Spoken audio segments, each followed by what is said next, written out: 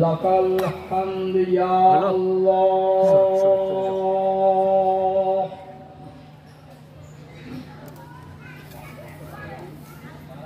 আসসালাতু ওয়াসসালামু আলাইকা ইয়া রাসূলাল্লাহ।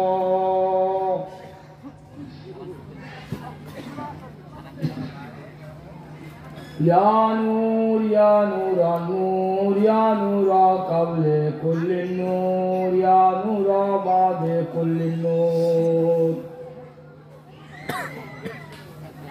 ইয়া মাল্লাহুন নূর ওয়া বিহিন নূর ওয়া মিনহুন নূর ওয়া হুয়ান নূর। আল্লাহুম্মা সাল্লি আলা মুহাম্মাদিন নূরিকাল মুনিরিল্লাযী খালাকতাহু মিন নূরিক ওয়া খালাকাল খালকা বিহি জামিআ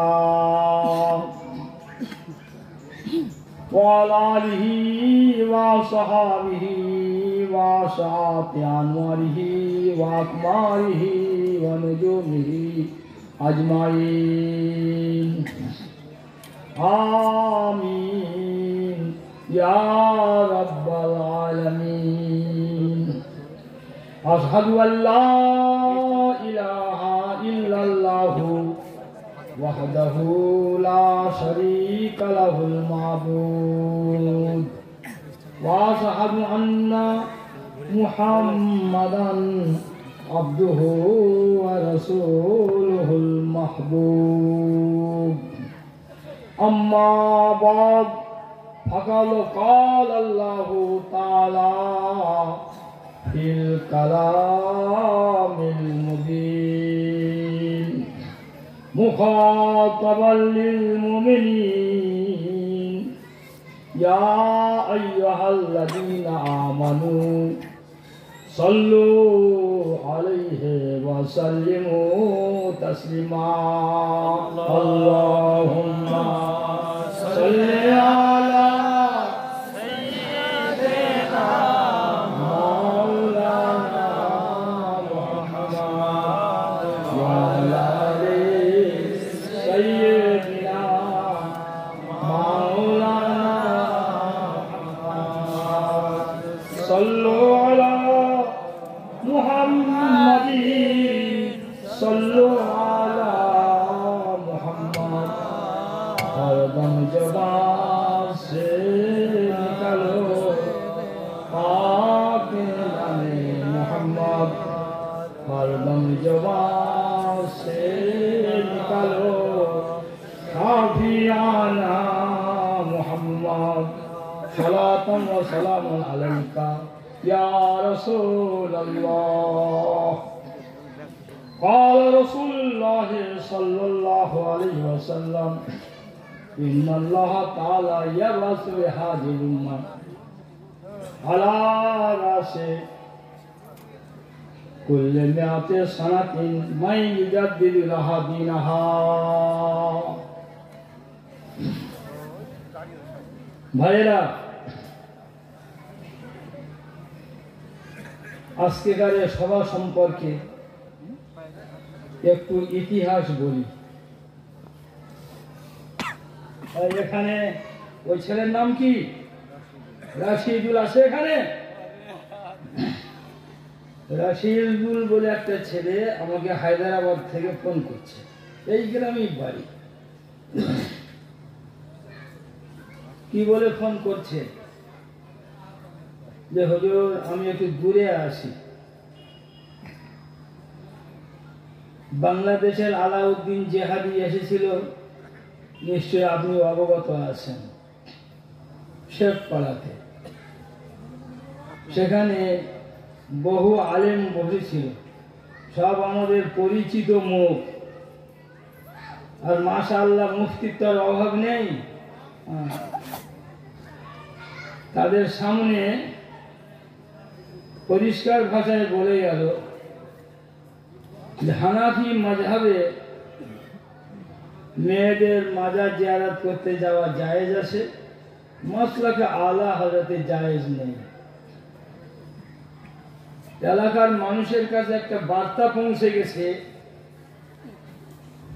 যে হানাফি মাযহাব আলাদা, মাসলাকে আলা হযরত আলাদা। তা কি বলছো কি বলো? তো হুজুর সম্পর্কে আমরা চুপ থাকবো? তো কি করতে চাও? তা আমি আপনার বাড়িতে গিয়ে বলবো, আমি কাল সন্ধ্যায় পৌঁছে যাব, বাড়ি যাব। তো আমার বাড়িতে গিয়েছিল রাশিদুল নওজওয়ান, কোনো মাওলানা মৌলবী নয়, কোনো মৌলবী মাওলানা নয়, একটা নওজওয়ান তরুণ ছেলে আমার বাড়িতে এসে দুঃখ করছে। তাহলে কি মসলাকে আলা হযরত আর হানাফি মাযহাব আলাদা? মানুষ যে বিভ্রান্তির মধ্যে পড়ে গেল, হুজুর কিছু করা যাবে না, তা কি করবে বলো? তা আমার বাড়িতে আমি নিজে করব, কি করবে? তা কার কথা বললো? আমার আব্বা নয়, মনে হয় দাদার কথা বললো, যে প্রতি বছর আমরা একটা মিলাদ করি বড় সড়ো করে, ওটাই হবে। আর ওর সঙ্গে একজন গেল আলামিন বলে, বাড়ি গুয়াছে বাড়ি, একটা মাওলানা মানুষ। এ বলছে আমাদের ওখানে হোক, ও বলছে আমাদের ওখানে হোক। আমি বলছি যেখানে সহজে হবে সেইখানেই করো। আলহামদুলিল্লাহ, আমি তোমাদের জন্য আন্তরিকভাবে দোয়া রাখবো। জালাউদ্দিন জেহাদি যে কথা বলেছে, সেই কথায় মানুষ যে বিভ্রান্তির মধ্যে পড়ে গেছে, তোমাদের মনের মাঝে জায়গা তৈরি হয়ে গেছে এই কথা। আফসোস হচ্ছে সেই সমস্ত মৌলবীদের। আমার পুঁজি এটাই, কেউ আমার দেখালে তবে দেখতে পাই। হায় হায়, সি সি সি সি। হ্যাঁ, স্টেজ ভরা সব মৌলবীর দল বসে আছে, আর পায়ের গোড়ায় বসে থেকে থেকে আবার গায়ে আবার পিছনতে হাওয়াও করছে, আর মসলাকে আলা হযরত হানাফি মাযহাব আলাদা বলে যাচ্ছে বাংলাদেশের বক্তা আলাউদ্দিন জেহাদি। আমি এ সমস্ত বক্তাগুলিকে তখতা মনে করি। এ কোনো অহংকার করে বলছি না, বাস্তব কথা বলছি। আমি বাংলাদেশে গিয়েছিলাম সম্ভবত 2018-তে। ওই আলাউদ্দিন জেহাদি আমার কাছে দেখা করতে এসেছিল এক জলসায়। এসে একখানা মোটা কেতাব আমার হাতে দিয়ে দিল। আর কি করেছে আমি আর বলবো না। আমার হাতে কেতাবখানা দেওয়ার আগে আর কি করেছে সেটা আর আমি বলবো না। হ্যাঁ, কেতাব দিল, তা আমি আবার একখানা কেতাব দিলাম, মুফতি আজম বাঙ্গাল সমগ্র, মোটা কেতাব। আমি কয়েকদিন ছিলাম, যে রুমে আমাকে রেখেছে সেখানে আমি কেতাবে দেখছি আলাউদ্দিন জেহাদি সাহেব যা লিখেছে, আমি দেখছি এ তো কোনো ওয়াহাবি দেওবন্দি হবে, সম্পূর্ণ মাসলাকে আলা হযরতের খেলাফ। সে কেতাব আজকে আমি আনবো বলে আমি তাড়াতাড়ি চলে এসেছি, ভুলে গেছি। ও কেতাব এখানে ওই শেখপাড়ার স্টেজে এক মৌলবীর হাতে দিল, দেখলাম। শুনুন, তার পরের দিন প্রায় 25-30 জন আলেম আমার সঙ্গে দেখা করতে এসেছে। আমি তাদের জিজ্ঞাসা করলাম, আলাউদ্দিনটা কে? একসঙ্গে কম করে না হলো 15-20 জন বলে উঠলো বালাকোচি বালাকোচি, মানে ওয়াহাবি ওয়াহাবি। আমি বললাম আপনারা নিয়ে চলছেন একে? তো বলছে আমরা চলি না, আওয়াম মানে সাধারণ মানুষ চলছে, ও সুন্নিদের মতো ওয়াজ করে এই জন্য। তা আমি বললাম আপনারা আধ ঘন্টার জন্য আলাউদ্দিনকে আমার কাছে এনে দিতে পারবেন? কি বললাম? আধ ঘন্টার জন্য আমার কাছে আলাউদ্দিনকে এনে দিতে পারবেন?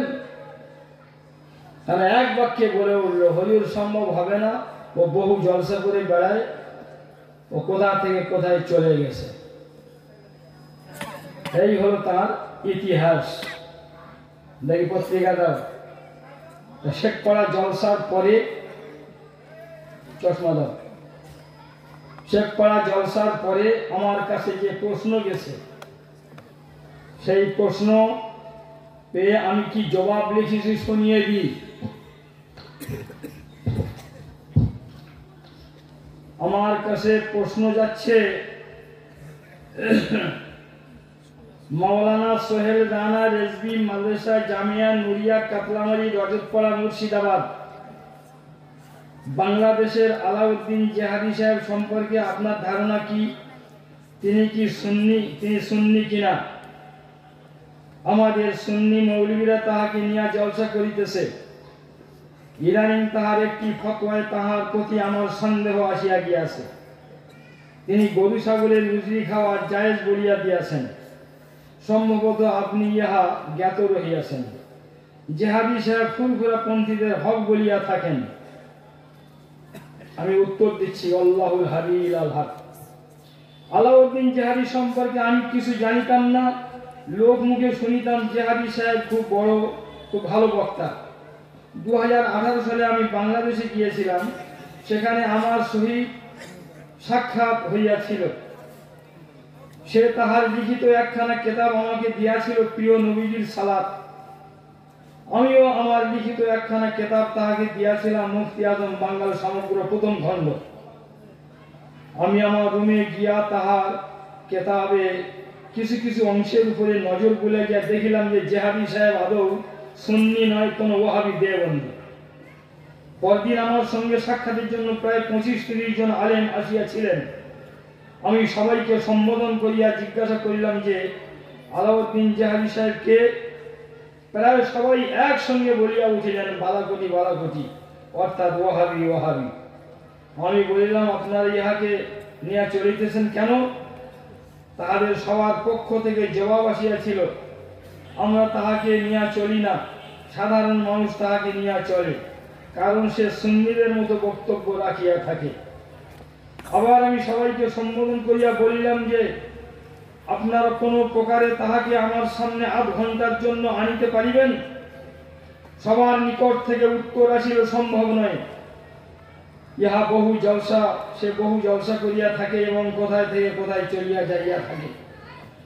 আমি বলছি, অখণ্ড ভারতের সুন্নিয়াতের প্রতীক হইলেন ইমাম আহমদ খান আলাইহি রহমত ওয়া রিদওয়ান। যাহারা তাহার মসলাকের উপর চলিয়া থাকে তাহারাই সুন্নি, আর যাহারা তাহার মসলাকের বিরোধিতা করিয়া থাকে তাহারা হইল চুন্নি, ওয়াহাবি, দেওবন্দি। আলাউদ্দিন জেহাদি মসলাকে আলা হযরতের ঘোর বিরোধী।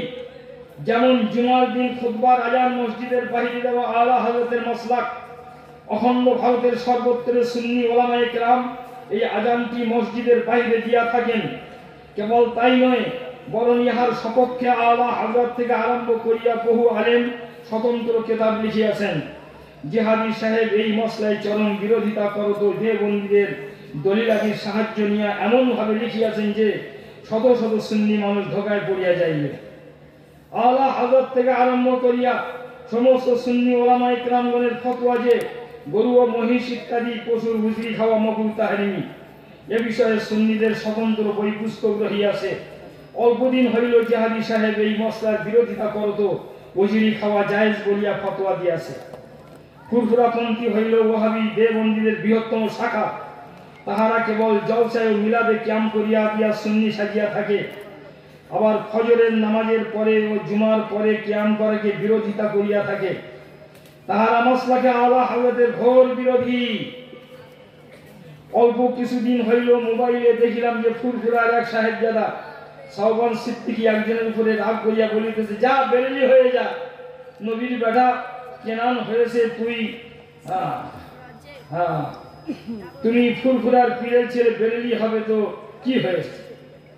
আমি বলছি তার উত্তরে, নূহ আলাইহিস সালামের ছেলের নাম কেনান এবং কেনান কাফের ছিল। এই কেনানের সঙ্গে বেরেলভীদের তুলনা করিতেছে ফুরফুরার পীরজাদা শাওবান সিদ্দিকী। আর জেহাদি সাহেব এই ফুরফুরা পন্থীদের হক বলিয়া দিয়া নিজে বাতিল হইবার প্রমাণ দিয়াছে। আলাউদ্দিন জেহাদি সুন্নি হইল কেন? সে যদি আসল সুন্নি হইত তাহা হইলে বাংলাদেশের স্বনামধন্য বুজুর্গ, আলিমে দ্বীন এবং বহু পুস্তকের লেখক মাওলানা আব্দুল করিম সিরাজ নবী সাহেব কিবলা শত শত মানুষের সামনে সুন্নি স্টেজ থেকে তাহাকে নামাইয়া দিতেন না।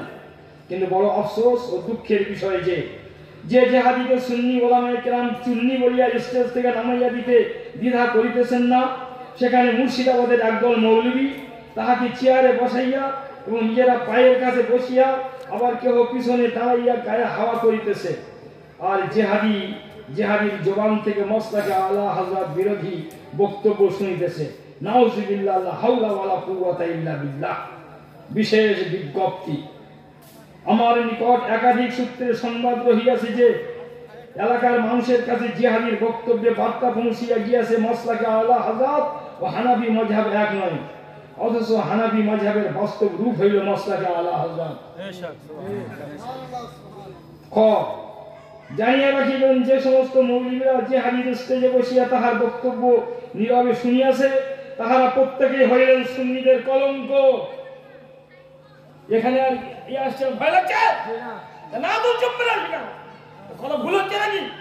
হ্যাঁ, খাঁটি কোনো রাজবি মৌলবী সাহেব স্টেজে থাকবে, তার সম্মুখে কেউ মসলাকে আলা হযরতকে হানাফি মাযহাবের বাইরে বলে চলে যাবে? যারা নীরবে শুনেছে তারা সুন্নিদের কলঙ্ক নয়? হ্যাঁ, বেশক আসতে হবে না। জানিয়া রাখিবেন, যে সমস্ত মৌলবীরা জিহাদির স্টেজে বসিয়া তাহার বক্তব্য নীরবে শুনিয়াছে তাহারা প্রত্যেকে হইলেন সুন্নিদের কলঙ্ক। কারণ এই মৌলবীর দল এতদিন পর্যন্ত বাহিরে আজান, কবরে আজান ও উজরি খাওয়া, মাকরুহ, তাহরিম ইত্যাদি বলিয়া স্টেজ কাঁপাইয়াছে। কথা ঠিক নয়? কাঁপাইয়াছে এবং চ্যালেঞ্জের পর চ্যালেঞ্জ দিয়া বেড়াইয়াছে। ইহারা এখন কি করিবে? ইহাদের মুখ দিয়া মসলাকে আলা হযরত জিন্দাবাদ বলা মানানসই হইবে? ইহারা কোন লজ্জায় আগামী দিনে বাহিরে আজানের জন্য বাহাস করিতে যাইবে? সুন্নিয়াতের খাতিরে এই মৌলবীদের উচিত অবিলম্বে দলিলের ভিত্তিতে জিহাদের দাঁত ভাঙা জবাব দেওয়া। 3 নম্বর, প্রশ্নকারীকে বলিতেছি, মাওলানা যে আমাকে প্রশ্ন করেছে তাকে বলছি, তোমার প্রতি আমার পাহাড় সমান দুঃখ যে তুমি নিজে প্রশ্ন রাখিয়া জিহাদের নিকট থেকে জবাব চাইলে না কেন? কিসের ভয় ছিল? জলসা তো ওয়াহাবি দেওবন্দীদের ছিল না, এলাকা তো ছিল সুন্নি, স্টেজের সমস্ত মৌলবী তো পরিচিত। যে স্টেজে প্রশ্নোত্তর হইতেছিল সেখানে তোমার প্রশ্ন করিবার অধিকার ছিল না?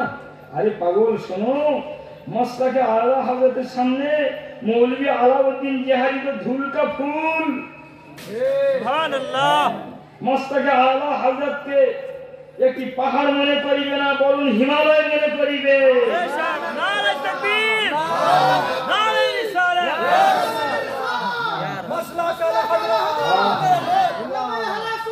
জিন্দাবাদ, নারে তাকবীর, আল্লাহু আকবার, ইয়া রাসূলুল্লাহ, মুফতি আযম বাঙ্গাল জিন্দাবাদ।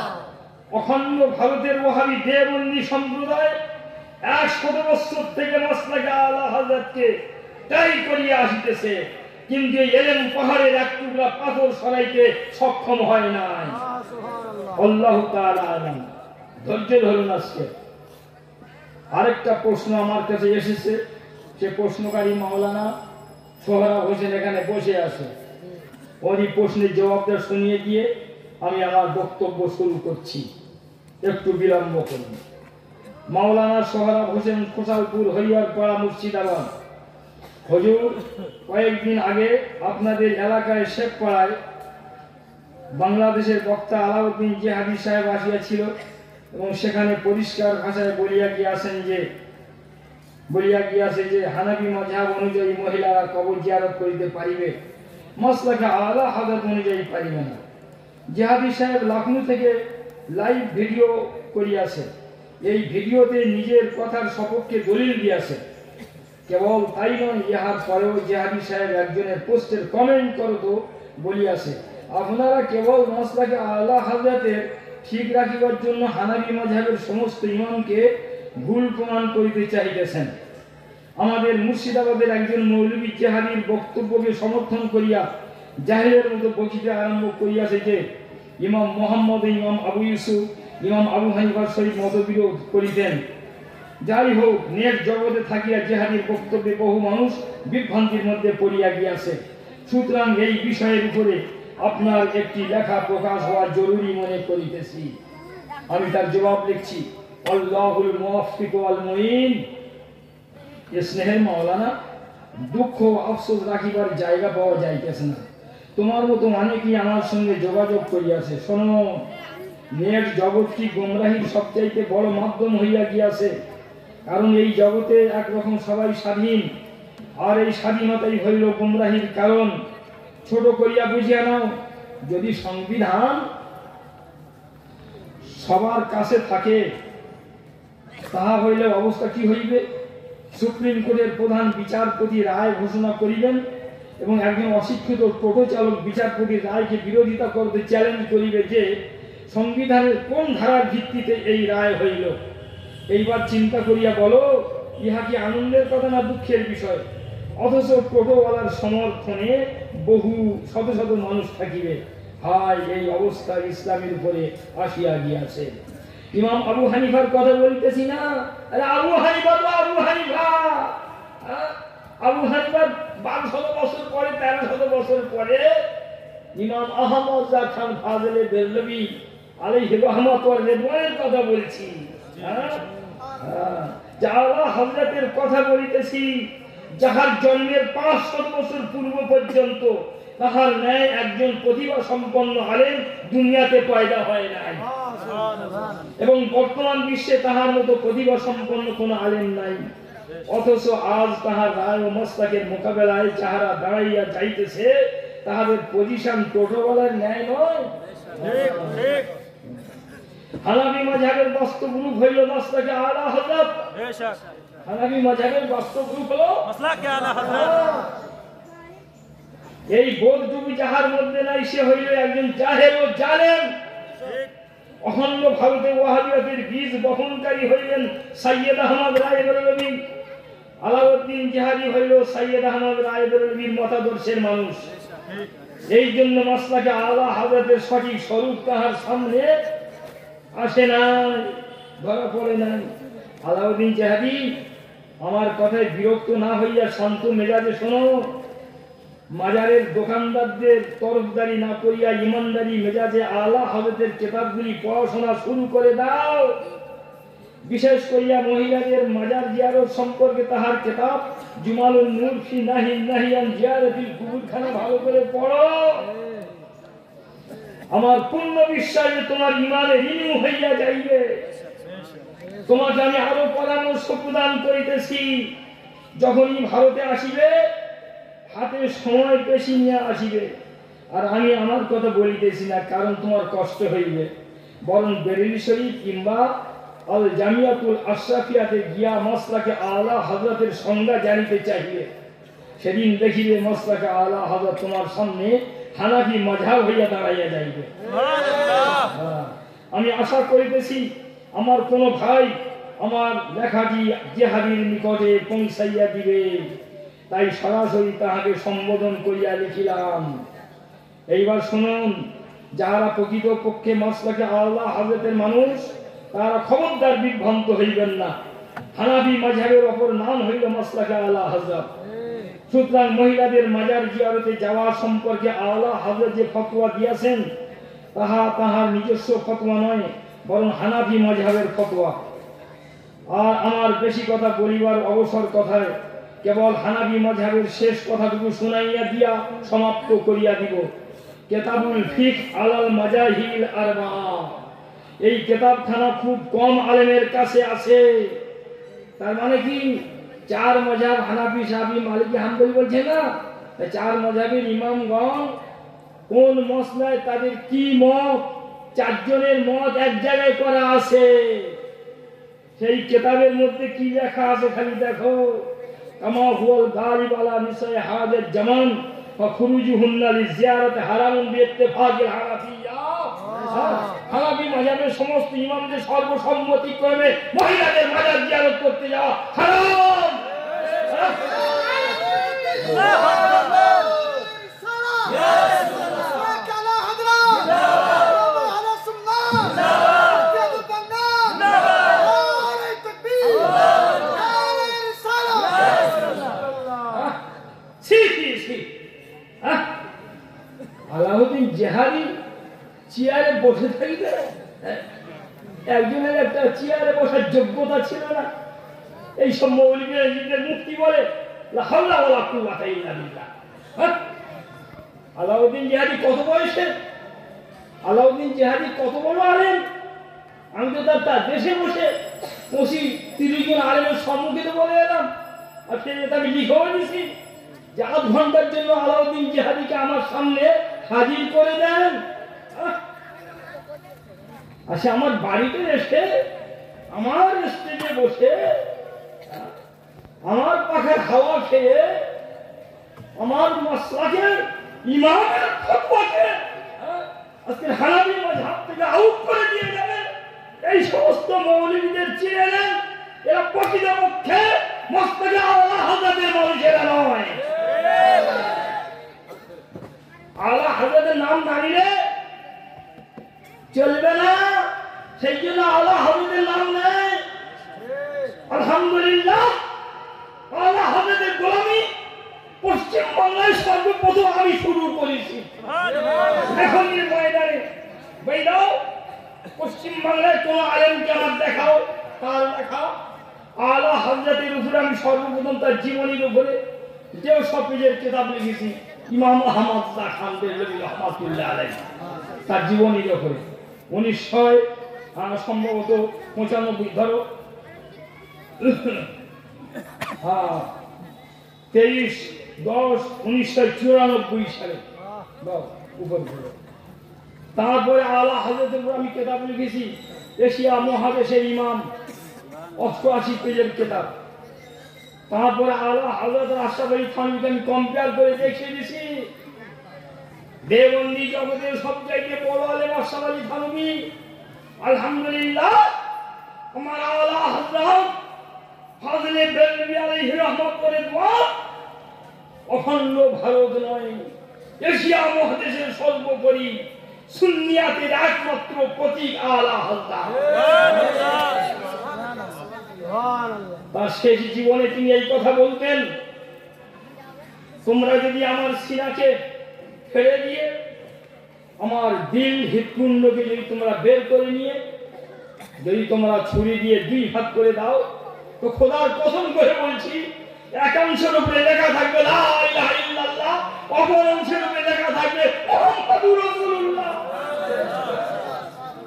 এটা মাওলানা হযরত তার নিজের সম্পর্কে বলেছেন যে আমার সিনা চাপ করে দিয়ে আমার দিল দিয়ে তোমরা 2 ভাগ করে দিয়ে দাও, তো খোদার কসম করে বলছি, এক অংশের উপরে লেখা থাকবে লা ইলাহা ইল্লাল্লাহ, অপর অংশের উপরে লেখা থাকবে মুহাম্মাদুর রাসূলুল্লাহ। এটা আলা হযরত সুন্নিদের ইমাম বলেছেন।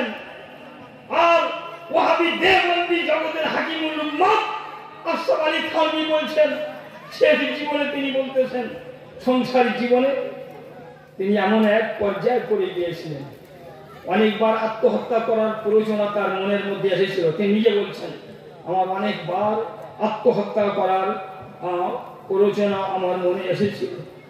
একবার আমার কাছে একজন সাক্ষাৎ করতে এসেছে বন্দুক হাতে নিয়ে, তা বলছে বুলেট ভরা বন্দুক।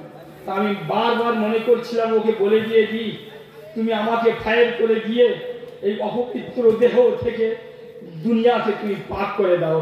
क्योंकि मैं फिरौन हामान से बदतर हूं, কারণ আমি ফেরাউন হামানের থেকে নিকৃষ্ট। দেওবন্দি জগতের হাকিমুল উম্মাহ শেষ জীবনে বলছেন, আমি ফেরাউন হামানের থেকে নিকৃষ্ট। আমার বলছেন, আমার দিলকে তোমরা 2 ভাগ করে দাও, এক ভাগে দেখবে লা ইলাহা ইল্লাল্লাহ, অপর ভাগে দেখবে মুহাম্মাদুর রাসূলুল্লাহ।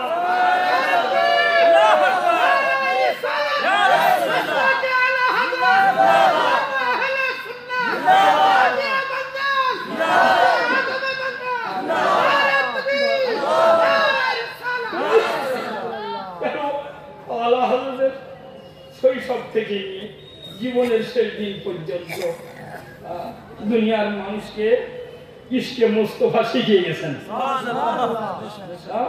শিখিয়ে গেছেন। এ কথা শুধু আমাদের কথা নয়, আমরা বলছি, আমি বলছি, এনারা জি বলছেন তা নয়। এ কথা তাবলীগী জামাতের যিনি প্রতিষ্ঠাতা মাওলানা ইলিয়াস সাহেব বলেছেন। কেউ যদি ইশকে রাসূল যদি কেউ শিখতে চায় তো মাওলানা আহমদ কাছে শিখে না। মা শাহেদাতুল আদা দুঃখের সাক্ষী দেয়, সেটাই হচ্ছে সারা দুনিয়ার কাছে গ্রহণযোগ্য। আশরাফ থানভীর উপরে আমার আলা হযরতের ইসলামের শেষ ফতোয়া ছিল, আর সেই ফতোয়ার শেষ অংশ হলো মান শাক্কা ফি কুফরি আযা মান শাক্কা ফি কুফরি ওয়া আযাবি ফাকাদ কাফারা। সেখানে আশরাফ আলী থানভী সাহেব কি বলতেছেন যে আমি যদি জীবনে সুযোগ পেতাম তো মাওলানা আহমদ খানের পিছনে আমি নামাজ পড়ে নিতাম। আমার এই বইয়ের মধ্যে আমি কম্পেয়ার করে শুনিয়ে দিচ্ছি কোন কিতাবের কোন পৃষ্ঠায় বলেছে, এর মধ্যে রয়েছে ব্রাদার ইসলাম। আমার আফসোস আর দুঃখ হচ্ছে যে আলাউদ্দিন জিহাদি এর তো আমি যে ধুলটা ফুল মনে করি,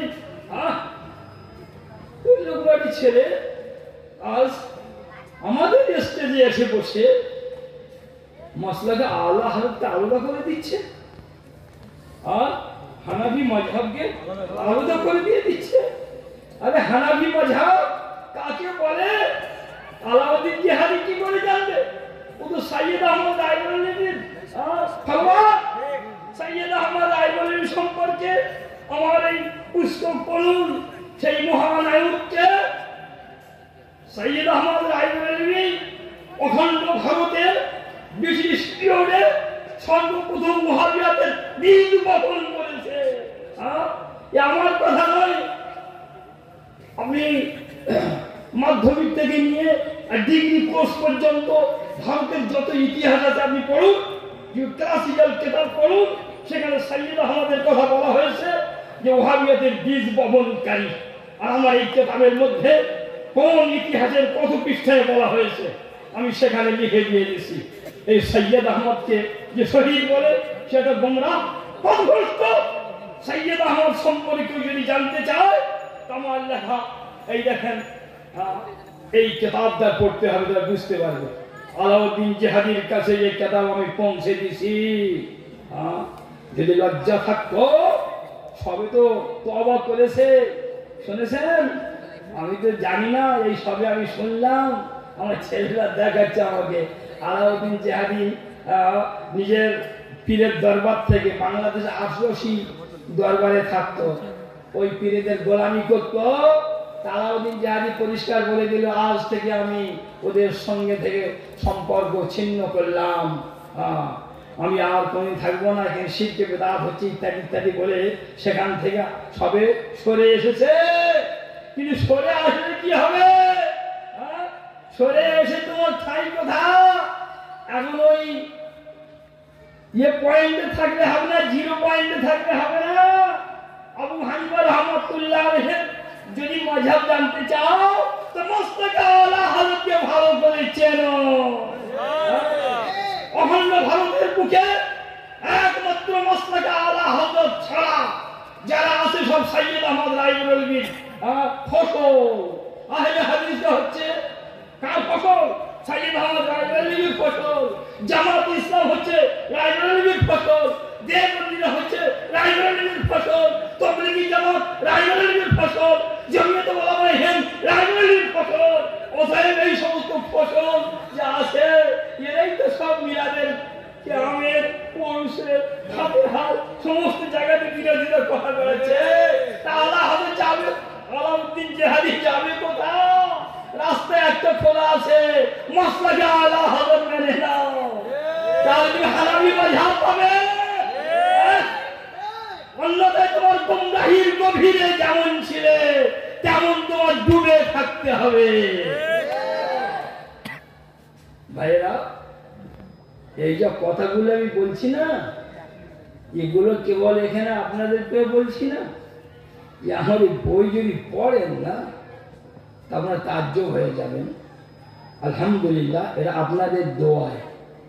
আর আমার যারা বুজুর্গ, যাদের পায়ের তলে আমি চলাফেরা করি, তাদের নেক নজরে পশ্চিম বাংলায় সর্বপ্রথম যদি কেতাবি আকারে কেউ যদি বের করে থাকে সেটা হচ্ছে আলহামদুলিল্লাহ এই মৌলভী সাহেবের হাফিজা দেখতেছেন। কেউ আমার দেখা স্বতন্ত্র কেতাব কথা আলা হাজরতের উপর 3খানা কেতাব লিখেছি। আর আমার জীবনের সমস্ত শ্রম হচ্ছে মসলাকে আলা হাজরতের জন্য। আমি সর্বপ্রথম আমার জীবনের যে প্রথম পত্রিকা বের করেছি ইমাম আহমদ রেজা। কেন বের করেছিলাম? এর কারণ ছিল একটাই, পশ্চিম বাংলার সবচাইতে দেওবন্দীদের বড় আলেম, বড় লেখক মাওলানা আজিজুল হক কাসেমি মেদিনীপুরি সাহেব, তার বই পুস্তক আমার কাছে এসে পড়েছিল, মোটা মোটা বই, হাজির নাজের প্রসঙ্গ, রক্তে রাঙা বালাকোট, সুবহানাল্লাহ। হায় হায় হায়, আমার আল্লাহ হাজরতকে দেখতে পাচ্ছি ব্রিটিশ সরকারের দালাল করে রেখে দিচ্ছে। আমি সেই দিন থেকে আমার জীবনে আমি আলা হযরতের উপরে যত ইলজাম আছে সেইগুলোকে খণ্ডন করার জন্য আমার জীবনের প্রথম পত্রিকা বার হয়েছিল ইমাম আহমদ রেজা। এই পত্রিকা অনেক বছর চলেছে। সেই পত্রিকার উপরে আমার ছিল লেখা বড় তলোয়ার ছাপানো, বাতিলের গর্দানে উলঙ্গ তলোয়ার, তাতে আমার চ্যালেঞ্জ করা ছিল। আর সেখানে পরিষ্কার বলা আছে বাংলার বাতিল ফিরকা ফুরফুরা ব্রাদার ইসলাম। এই সৈয়দ আহমদ রায়বরেলভী অখণ্ড ভারতে ওয়াহাবিয়াতের বাণী মাবানী প্রতিষ্ঠাতা। সৈয়দ আহমদ রায়বরেলভী আমার সঙ্গে মোহাম্মদিয়াত তরিকার পীর আছে না, এসব চলে দেখছেন, যে ব্যস্তরা জানেন না সারা শীতে মানুষ, আর পীর হওয়ার শখ, এদের পীর হওয়ার শখ খুব। আর মোহাম্মদিয়াত তরিকাটা খুব সস্তায় পাওয়া যায়। তো মোহাম্মদিয়াত তরিকা হয় হানাফি, বলো কাদরিয়া, চিশতিয়া, নকশবন্দিয়া, এই সমস্ত তরিকা সূর্য চন্দ্রের ন্যায় ঝলমল করছে, মাঝখান থেকে এসে মোহাম্মদিয়াত তরিকা। এর মানেটা কি? এ বুদ্ধ দল বুঝেনি যে মোহাম্মদ সাল্লাল্লাহু আলাইহি ওয়াসাল্লামের তরিকা আসল না, তা নয়। ও মোহাম্মদ ইবনে আব্দুল ওয়াহাব নজদীর নামে এই তরিকাটা তৈরি করেছিল ইসমাইল দেহলভী আর সৈয়দ আহমদ রায়বরেলভী। কেন? লোকে বলছে ওয়াহাবিরা তাসাউফ মানে না, এলমে বাতেন মানে না, পীর মানে না, নবী মানে না, মজহাব মানে না। সেই জন্য এরা করেছে কি, ওই ওনার নাম দিয়ে মুহাম্মাদিয়া তরিকা বের করে দিয়েছে। হ্যালো, মুহাম্মাদিয়া তরিকা। এই মুহাম্মাদিয়া তরিকার আসল পীর কে? বলো, সৈয়দ আহমদ রায়বরেলভী। সৈয়দ আহমদ রায়বরেলভী কত বছর বয়সে 3 টুকরো 4 টুকরো 5 টুকরো হয়েছে জানা আছে? কাফন পায়নি, গোসল হয়নি, কবর হয়নি, জানাজা হয়নি 45 বছর বয়সে। আর ইসমাইল দেহলভী ওর মুরিদ ছিল 47 বছর বয়সে বালাকোটের ময়দানে খন্ড দ্বিখণ্ড 4 খণ্ড 5 খণ্ড হয়েছিল। এদের কিছুই হয়েছিল না। হলো পরে এই এখান থেকে কুড়িয়ে নিয়ে ওখান থেকে কুড়িয়ে নিয়ে এক জায়গায় দাফন করে দিয়ে, এটা সম্ভবত সাইয়েদ সাহেবেরই হবে। মাথার চুল দেখে বলছে সাইয়েদ সাহেবকে দেখতে চান তা আমার কাছে জিয়ারত করে যাবেন, ছবি এখানে আছে, কিরকম টুপি মাথায় দিয়ে আছে খালি দেখবেন। হ্যাঁ, আপনার সব পছন্দ হয়ে যাবে। হ্যাঁ, সৈয়দ আহমদের টুপি কিভাবে মাথায় দিয়ে বসে আছে দেখলে আপনার খুব পছন্দ হয়ে যাবে। এই সৈয়দ আহমদ প্রথম জীবনে ছিল পিন্ডারি দস্যু দলের সদস্য। সৈয়দ আহমদ রায়বরেলভী প্রথম জীবনে ছিল পিন্ডারি দস্যু দলের সদস্য। খুব শক্তিশালী ছিল। আর সবচাইতে বংশের বোকা বেকুফ, তারি মা বাবা সাহেব বরহারে মা, এই ছন্দটুকু ঘন্টার পর ঘন্টা পড়তো, পড়ে ফের ভুলে যেত, বলার সময় বলতে পারত না। লেখাপড়া জীবনে শিখতে পারেনি। সৈয়দ সাহেব আব্দুল আজিজ মুহাদ্দিস দেহলভী রহমাতুল্লাহ এর কাছে চলে গিয়েছিলেন, গিয়ে পড়াশোনা করবেন। যে পড়া দিচ্ছে তা বলছে আর দেখতে পাই না, কেতাব খুঁজে আমি অক্ষর দেখতে পাচ্ছি না। তো সাহেব আব্দুল আজিজ মহাদেব দেহলভী রহমান সূক্ষ্ম সূক্ষ্ম জিনিস ছোট ছোট জিনিস, এটা দেখতে পাচ্ছ? হ্যাঁ দেখতে পাচ্ছি। এটা দেখতে পাচ্ছ তো? হ্যাঁ দেখতে পাচ্ছি। কিন্তু কেতাব যখন খুলে দেওয়া হচ্ছে আমি দেখতে পাচ্ছি না। তা উনি বলে দিলেন জাহিরি বিদ্যা এর ভাগ্যে নেই। পেলেন তো? মানে আসলখানে আর খোলের কথাটা বললেন না যে এ বদমাইশ, হ্যাঁ এ কথা না বললে জাহিরি বিদ্যা এর ভাগ্যে নেই। আর জীবনে কিছু হয়নি। এই ইতিহাস আমি সব কথা বলতে পারবো না, এরা শহীদ বলে না, কিন্তু এতটুকু ইতিহাস একটু বলে দিয়ে দিচ্ছি। হ্যাঁ, যে শহীদ কাকে বলে। শহীদ কাকে? কোনো মুসলমান যদি কারো জবাই করে দেয় শহীদ হবে? কোন মুসলমান জবাই করলে শহীদ হবে? তো সৈয়দ আহমদ রায়বরেলভী আর ইসমাইল দেহলভীকে বালাকোটের ময়দানে কারা 3 টুকরো 4 টুকরো করেছিল শুনেছেন? আফগানিস্তানের মুসলমান, পাঠান মুসলমানেরা আর পাঞ্জাবের হরি সিং এর সেনাপতিরা, সৈন্যরা। কিভাবে হলো? এরা চলে যাচ্ছে শিখেদের সঙ্গে যুদ্ধ করতে।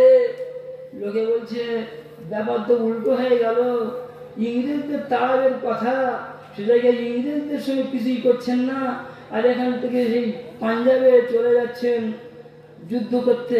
তো বলছে ইংরেজদের আমাদের শান্তিতে রেখে দিয়েছে, এরা আমাদের ধর্মের কোনো ক্ষতি করছে না, কিন্তু আমাদের মহাশত্রু হলো পাঞ্জাবের শিখেরা। আমাদের সব ইংরেজদের শেখানো কথা। যাই হোক, যখন ইসমাইল দেহলভী সৈয়দ আহমদ রায়বরেলভী দিল্লি থেকে সৈন্য নিয়ে বালাকোটে যাচ্ছে শিখদের সঙ্গে যুদ্ধ করতে, কোথা থেকে শুরু করেছেন যাওয়া? দিল্লির বস্তি নিজামুদ্দিনে। যাওয়ার সময় হাত দিয়ে দেখিয়ে বলেছিল নিজামুদ্দিন,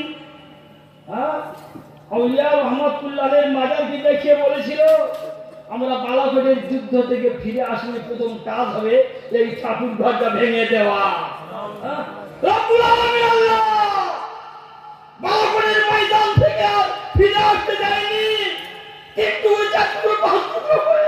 সেইখানে গোসল পায়নি, দাফন পায়নি, জানাজা হয়নি, দাফন পায়নি। এটাই হয় যারা আউলিয়াদের দুশ্মন হয় তাদের। কিন্তু আজ তরিকা করে রেখে দিয়েছে, এগুলো জানে না। আলাউদ্দিন জিহাদি, আমি তো বলেছি আমার কথা বলে তোমার কষ্ট হয়ে যাবে, যাও দিল্লির মার্কেটে যাও, মানে আশরাফিয়াতে যাও, গিয়ে বলে দিয়ে দাও যে হারাবি মাযহাব কি আর আল্লাহ নস্তকে আল্লাহ কি বুঝতে পারবে। আচ্ছা, এরা কি বলে যুদ্ধ করতে গিয়েছিল? এরা এই কথাই বলে গিয়েছিল, যারা দেশ যদি স্বাধীন হয়, কেউ যদি সেকুলারিস্ট যদি করতে চায় শহীদ হবে, ধর্ম নিরপেক্ষ রাষ্ট্র কায়েম করলে শহীদ হবে? হবে না। তো সৈয়দ আহমদ রায়বরেলভী কথা বলেছিল, ইসমাইল দেহলভীদের কথা এটাই ছিল, আমরা চাই বিদেশি শত্রুদের দেশ থেকে বিতাড়িত করব। ইংরেজদের বিদেশি শত্রুদের দেশ থেকে বিতাড়িত করব, এটাই হচ্ছে আমাদের মেন উদ্দেশ্য। তারপরে দেশ যদি স্বাধীন হয়ে যায় কাদের হবে? তা বলছে ও হিন্দুর হতে পারে, মুসলমানের হতে পারে, অথবা উভয়ের হতে পারে। যারা যোগ্যতা অর্জন করবে তারাই শাসন করবে। তাহলে অ্যাজ ফর মুসলিম দেশের জন্য হলো না। অতএব যদি সৈয়দ আহমদকে 1 মিনিটের জন্য মানা হয়, ইসমাইল দেহলভীকে মানা যদি হয়, কিন্তু তারা শহীদ নয়, শহীদ নয়। আবার কিভাবে হচ্ছে খালি সেটা দেখেন। যখন সীমান্ত প্রদেশে চলে গিয়েছিল আফগানিস্তানে, আফগানিস্তান পূর্ণ হানাফি দেশ, এরা গিয়ে পীর সেরেছে, পীর। আর লোক তো পীর মানে একটা অভ্যাস আছে, দেখছে ও শিখেরা হচ্ছে আমাদের চরম দুশ্মন, যুগ যুগ থেকে মুসলমানদের অত্যাচার করে, এই তো আমরা দিল্লি থেকে বড় আমরা ভালো নেতা পেয়ে গেছি, সাইয়েদের হাতে মুড়ি ধরে সব আরম্ভ হয়েছে হাজারে হাজার। পরে দেখছে লা হাওলা ওয়ালা কুওয়াতা ইল্লা বিল্লাহ, এসব তো ওহাবি। আমরা কি করলাম? এরা তখন শাসন আরম্ভ করে দিয়েছে যে সাইয়েদের হাতে মুড়ি না হবে, তাকে ধরে নিয়েছে অনেক নির্যাতন। আমার এই বইতে পেয়ে যাবেন ব্রাদার ইসলাম। ওই সময় সরদার পায়েন্দা খান বাধ্য হয়ে চিন্তা করে দেখেছেন প্রাণের শত্রু অপেক্ষা ইমানের শত্রু বেশি খতরনাক ভয়াবহ। শিখেরা তো হচ্ছে আমাদের প্রাণের শত্রু, এই দুই শয়তান তো দেখতে পাচ্ছি আমাদের ইমানের শত্রু। অথচ মুসলমানদের সঙ্গে শিখেদের যুগ যুগ থেকে লড়াই হয়। বদ্ধ হয়ে সর্দার পায়েন্দা খান চিঠি লিখল পাঞ্জাবের রাজা হরি সিং এর কাছে যে দিল্লি থেকে দুজন এসে আমাদের দেশকে ছিনিয়ে নিচ্ছে, আমাদের অত্যাচার করছে, আমরা আপনার সাহায্য চাই। তো হরি সিং উত্তর দিয়েছিল, আপনাদের প্রতি আমাদের কিসের বিশ্বাস আছে যে আমরা সাহায্য করব? তবে আমরা সাহায্য করতে প্রস্তুত। যুদ্ধ চলাকালীন আপনার পুত্রকে যদি আমার রাজধানীতে যদি বন্ধক রেখে দেন তাহলে আমরা সৈন্য পাঠাবো, যুদ্ধ করবো। হলো সর্দার পায়েন্দা খান ইমানের জন্য নিজের পুত্রকে পর্যন্ত হরি সিং এর রাজ দরবারে রেখে দিয়েছিল। তাই ওখান থেকে পাঞ্জাব থেকে সৈন্য আসে আর পাঠান তো আসে। এই দুই সৈন্য যৌথভাবে আক্রমণ করে এদের ওই 3 খণ্ড 4 খণ্ড করে দিয়েছে।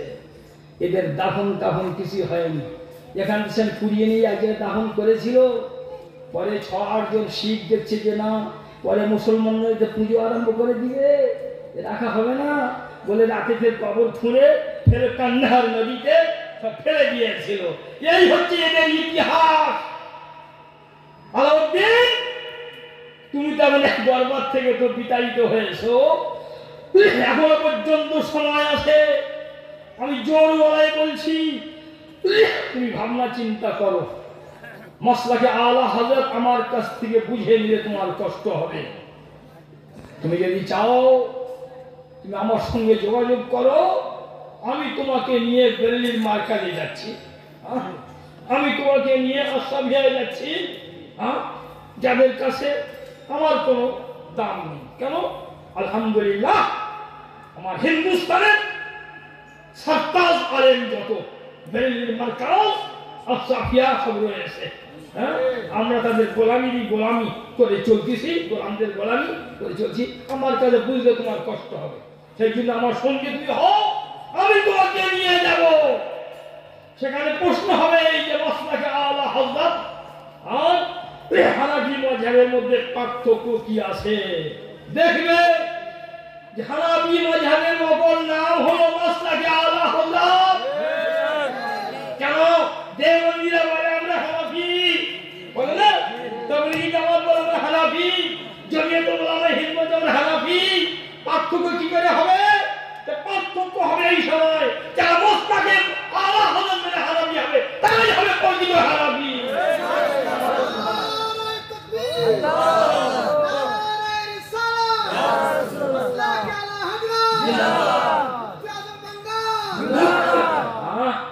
তারাই হবে হানাফি। পার্থক্য কি করে হবে? ওই তো হানাফি বলছে, আমরা হানাফি বলছি। পার্থক্যের জন্য একটা ফাঁকি ইমতিয়াজ বলছে না, যাতে মানুষ আর কোনো বিভ্রান্তির মধ্যে না পড়ে চিনতে। সেই জন্য মসলাকে আলা হযরত, আজ 1 বছর থেকে মসলাকে আলা হযরত বলা শুরু হয়ে গেছে। কিরকম শুরু? অখণ্ড ভারতের সর্বোত্তরে হিমালয় পর্বত সমান আলেম আলা হযরতের সব গোলামি করেছে। তাদের মুখে ছিল মসলাকে আলা হযরত। মসলাকে আলা হযরত ছাড়া অখণ্ড ভারতের কোন খানকা চলবে না। ওখানকা ছোট হোক বড় হোক, খাজা আব্দুল রহমাতুল্লাহের খানকা চলবে না। কেন? খাজা আব্দুল রহমাতুল্লাহের মাজার জিয়ারত করতে কোন তাবলীগী জামাত দল বেঁধে যায় না, দেওবন্দীরা যায় না, আহলে হাদিস যায় না, জমিয়তুল উলামা হিন্দ যায় না, জামাত ইসলাম যায় না। যায় কারা? যারা মসলাকে আলা হযরত মানে তারা। যারা মসলাকে আলা হযরত মানে তারা। আর যদি মাজারে ফুল দেওয়া, মাজারে চাদর দেওয়া, পীর ওলিদের দরবারে হাজির দিয়ে ফাইজ নেওয়া, আলা হযরত যদি না শেখাতে মাসি হাকাত মাজারের খাদেমরা মাসকে হাঁটাতো, কেউ যেত না। আর নির্লজ্জের মতো খাজা আজমির রহমাতুল্লাহ আলাইহির দরবারের ৮,০০০ খাদেম তারা নিজেদের শিয়া বলে ঘোষণা করে দিয়ে আল্লাহ হযরতকে তারা গালি দিচ্ছে বেআদাব ইসলাম। চোরের দল বসে আছে খাজা আজমির রহমাতুল্লাহ আলাইহির মাজারে, যত খাদেম আছে পকেট মাল চোরেরা। এটা আমি গাছ জোরে বলছি, রাগ করে বলছি তা নয়। এরা খাজা আজমির রহমাতুল্লাহ আলাইহিকে প্রতি ওয়াহাবিদের ধারণা খারাপ করে দিচ্ছে, মুসলমানদের ধারণা খারাপ করে দিয়ে দিচ্ছে। আমার ছেলে আমাদের যা তখন সবের জীবনের প্রথম ওর হাতে মোবাইল আমি দিচ্ছি। আমি ১০০ বার মানা করছি এই মোবাইল নিয়ে ঢুকিস নি, মোবাইল নিয়ে ঢুকিস নি। বাস মোবাইল নিয়ে খাজা আজমির রহমাতুল্লাহ আলাইহির মাজার শরীফের ভেতরে ঢুকে পড়েছে। আর চোরের দল মাথায় চাদর দিয়ে ফেলে দিয়ে দেবে, দিয়ে পকেট মারি করবে, আর মোবাইল বের করে টাকা বের করে নিয়ে যাবে। মাজার শরীফে বার হচ্ছে দেখি মুখটা ছোট হয়ে আছে, হলো তো হয়েছে। আরে ওরা খাজাকে মানে আল্লাহ তাবারক তাআলা ওদের পেট করেনি, আল্লাহ পাক জাহান্নামের গেট করে দিয়েছে। যদি ওদের পেট যদি হতো তো পেট ভরে যেত, টাকা পয়সা নিয়ে কি করত। আর যদি খাজা আজমির রহমাতুল্লাহ আলাইহির দরবারে খাদেমরা যদি ইচ্ছা করতো যে আমরা মাদ্রাসা করবো, দিনের কাজ করবো, তা দেওবন্দ ফেল করে যেত। হিন্দুস্তানের বুকে সবচাইতে বড় মাদ্রাসা খাজা আজমির দরবারে হতো। সেখানে একটা বক্তব্য চলে না, কোটি কোটি টাকা ভুল হবে, পাহাড় সমান টাকা তাদের কাছে, অন্য চোর বসে আছে, চোর চোর। এখন তারা বলছে আমরা শিয়া, আর আমরা আল্লাহ হককে গালি দিচ্ছে। বেঈমানের দল আর মুসলমান আছে যারা বলে আমরা শিয়া, তারা মুসলমান নয়।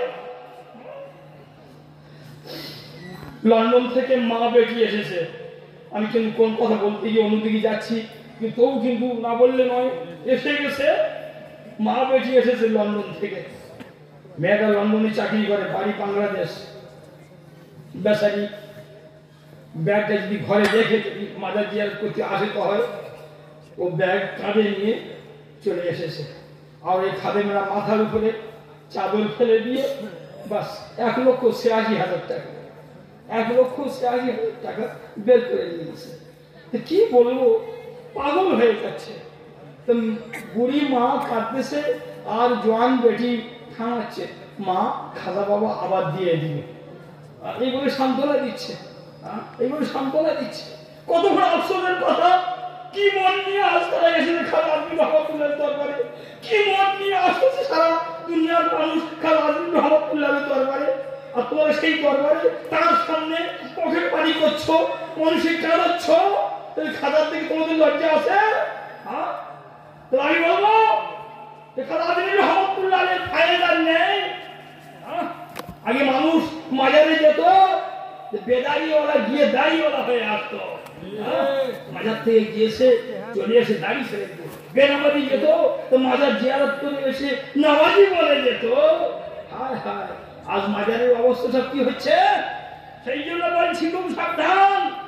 আমার আলা হযরতের মাসলাকের দিকে কোন ওয়াহাবি দেওবন্দি জামাত ইসলামী তাকে কথা বলার স্পর্ধা রাখতো না। কেন মাসলাক আলা হযরত আইনাত থেকে সাফ ছিল, সাফ। আজ কিন্তু একটা অংশ তারা নামে বলছে আমরা মাসলাক আলা হযরত মানি, আর নিজের হাতে কাদা নিয়ে আর মাসলাক আলা হযরত লেখন দিয়ে আজ কালো করে ফেলছে। আজকে মাসলাক আলা হযরতের দিকে ওয়াহাবি দেওবন্দি শুধু কথা বলছে না, তারা নাকে ওর আঙ্গুল নিয়ে দেখিয়ে দিচ্ছে। সেজদা হয় না, কবরে সেজদা হয় না, কি হচ্ছে তুমি না করতে পারবে? কবরে খাদেমরা জোর করে নিয়ে সেজদা করাচ্ছে, মেয়ে বড়দের মেলা হচ্ছে। তাহলে আলা হযরতকে কি বলে দেওবন্দিরা? তাবলীগি জামাতের লোক, আহলে হাদিসের লোক, আর জমিয়ত উলামায়ে হিন্দের লোক, তারা কি বলে? যে আহমদ ইসা খান একজন বেদাতি, কবর সেজদা জায়েজ বলে। চলো নাউজুবিল্লাহ বলো না, হাকিকত শুনে রাখো। নাউজুবিল্লাহ তো বলছে আলহামদুলিল্লাহ, কিন্তু হাকিকত শুনে রাখো। কবর সেজদা করা হারাম, আসসালামী খামিনি বলেছে। কবর সেজদা করা হারাম, ফুরফুরা রুহুল আমিন সাহেব বলেছেন। কবর সেজদা হারাম, যত বাতিল ফিরকা আছে তারাও বলেছে। আর আমার হযরত তিনি বলেছেন কবর সেজদা হারাম, বলার সঙ্গে সঙ্গে 40টা হাদিস এনেছে। দেড়শত আইমায়ে দ্বীনের উক্তি এনে দিয়েছে, কোরআনের আয়াত এনেছেন, তাফসীর এনেছেন, স্বতন্ত্র কিতাব লিখেছেন। আদ-দুররাতুল জাহিয়া সিদ্ধাদিত তাহিয়া এই কিতাবের মধ্যে পরিষ্কার করে দিয়েছেন 40টা হাদিস এনে কেউ কবর যদি সেজদা করে সম্মানার্থে তো হারাম হবে, আর যদি ইবাদতের উদ্দেশ্য হয় তো কাফের মসজিদের হবে। দেখাও দেওবন্দি আশরাফি থানভীর একটা কিতাব যার মধ্যে 10টা হাদিস আনবে। দেখাও ফরমুলাবন্দি তোমাদের মৌলবীদের একটা কিতাব দেখাও যার মধ্যে কবর সেজদা হারাম বলেছে আর 10টা হাদিস দেখাতে পেরেছে। আলহামদুলিল্লাহ আমার আহমদুল্লাহ খান ফাজলে বেরলভী আলাইহি রহমত ওয়া রিদওয়ান কেবল হারাম বলেননি, হারাম প্রমাণ করে দিয়েছেন 40টা হাদিস দিয়ে। সুবহানাল্লাহ। আবার তিনি সেজদা করার কথা বলেন না, লানাতুল্লাহি আলাল কাযিবিন, মিথ্যাবাদীদের উপরে আল্লাহ তাবারক তাআলার অভিসম্পাদ লানত। ব্রাদার ইসলাম শুনে রেখে যান, আরো বলছি সুন্নি মৌলভী সাহেব কান খাড়া করে শোনো, তালাবি কোরআনে বলে দিচ্ছি। তোমরা মাজারে কোন লজ্জায় গিয়ে জলসা করে আসছো?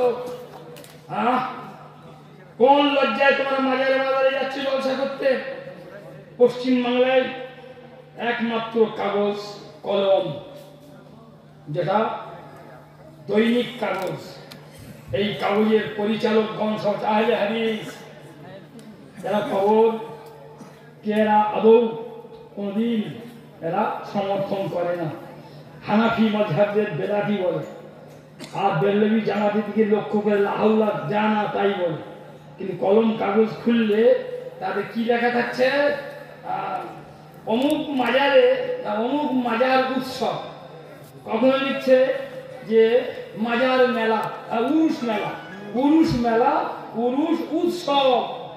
আর এরা মনে করছে আমাদের উরুসের কথা প্রচার হয়ে যাচ্ছে কলম পত্রিকাতে। এদের লজ্জা লাগলো না যে তোমার উরুস শরীফটাকে এখন উরুস মেলা বলে লিখছে, টাকা নিচ্ছে তোমার কাছ থেকে আর প্রচার করে দিচ্ছে মেলা বলে, ঘৃণা ধরিয়ে দিচ্ছে মানুষকে। উরুস উৎসব বলছে, যেখানে উৎসব বলছে মেলা বলছে, কোন লজ্জা সেই মাজারে তোমরা বক্তব্য রাখছ? সি সি সি সি লজ্জা লাগে না? মাথায় পাগড়ি দিয়ে আর স্টেজে নাচছ এই করে করে। কেন? কতগুলো লোক পাও? 50 লোক, 100 লোক থাকে না, অথচ ওই মেলাতে 50,000 1 লাখ লোক হয়।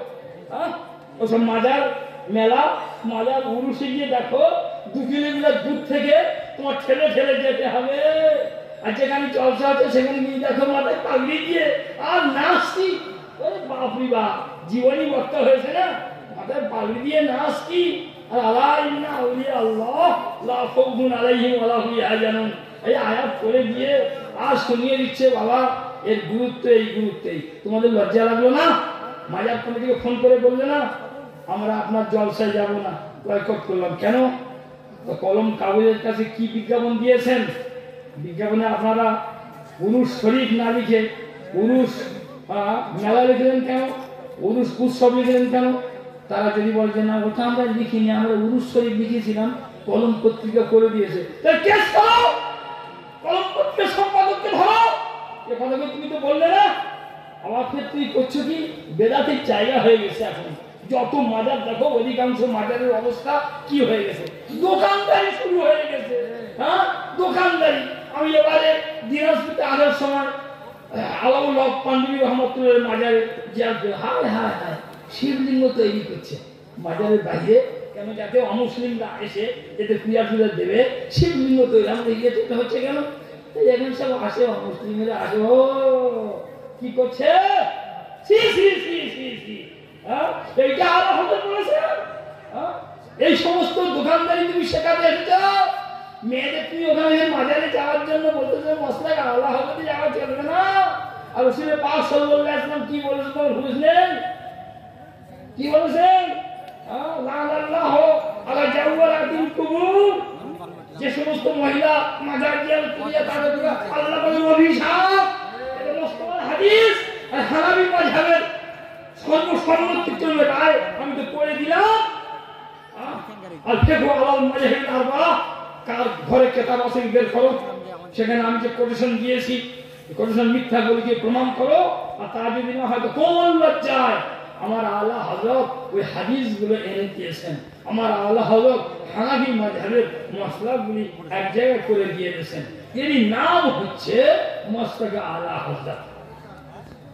আলা হযরত ঠুনকো মানে করে নিয়েছে রাসূল পাক সাল্লাল্লাহু আলাইহি ওয়াসাল্লাম বলেছেন, ইন্নাল্লাহা ইয়াবাসু লিহাদিল উম্মাত আলা রাসে কুল্লে সানাতিন মান ইউজাদ্দিদু লাহা দীনাহা। আল্লাহ পাক 100 বছর পরে পরে একজনকে পাঠাবেন। কি করবেন? মুস্তাফার দ্বীনকে রিনিউ করবেন, নতুন করে সাজাবেন। এক মুজাদ্দিদের পরে আরেক মুজাদ্দিদ আসতে 100 বছরের ভিতরে ওহাবি পয়দা হবে, দেওবন্দি পয়দা হবে, তবিজা পয়দা হবে, জারবাতি ফিরকা পয়দা হবে। আর তারা মুস্তাফার নাম দিয়ে নামাজের দাওয়াত দিয়ে আসবে আর বলবে আমাদের হাতের লাঠিটা পুকুর মারার কাজে আসে, কিন্তু মুহাম্মদ সাল্লাল্লাহু আলাইহি ওয়াসাল্লাম দ্বারা অতটুকু কাজ হবে না।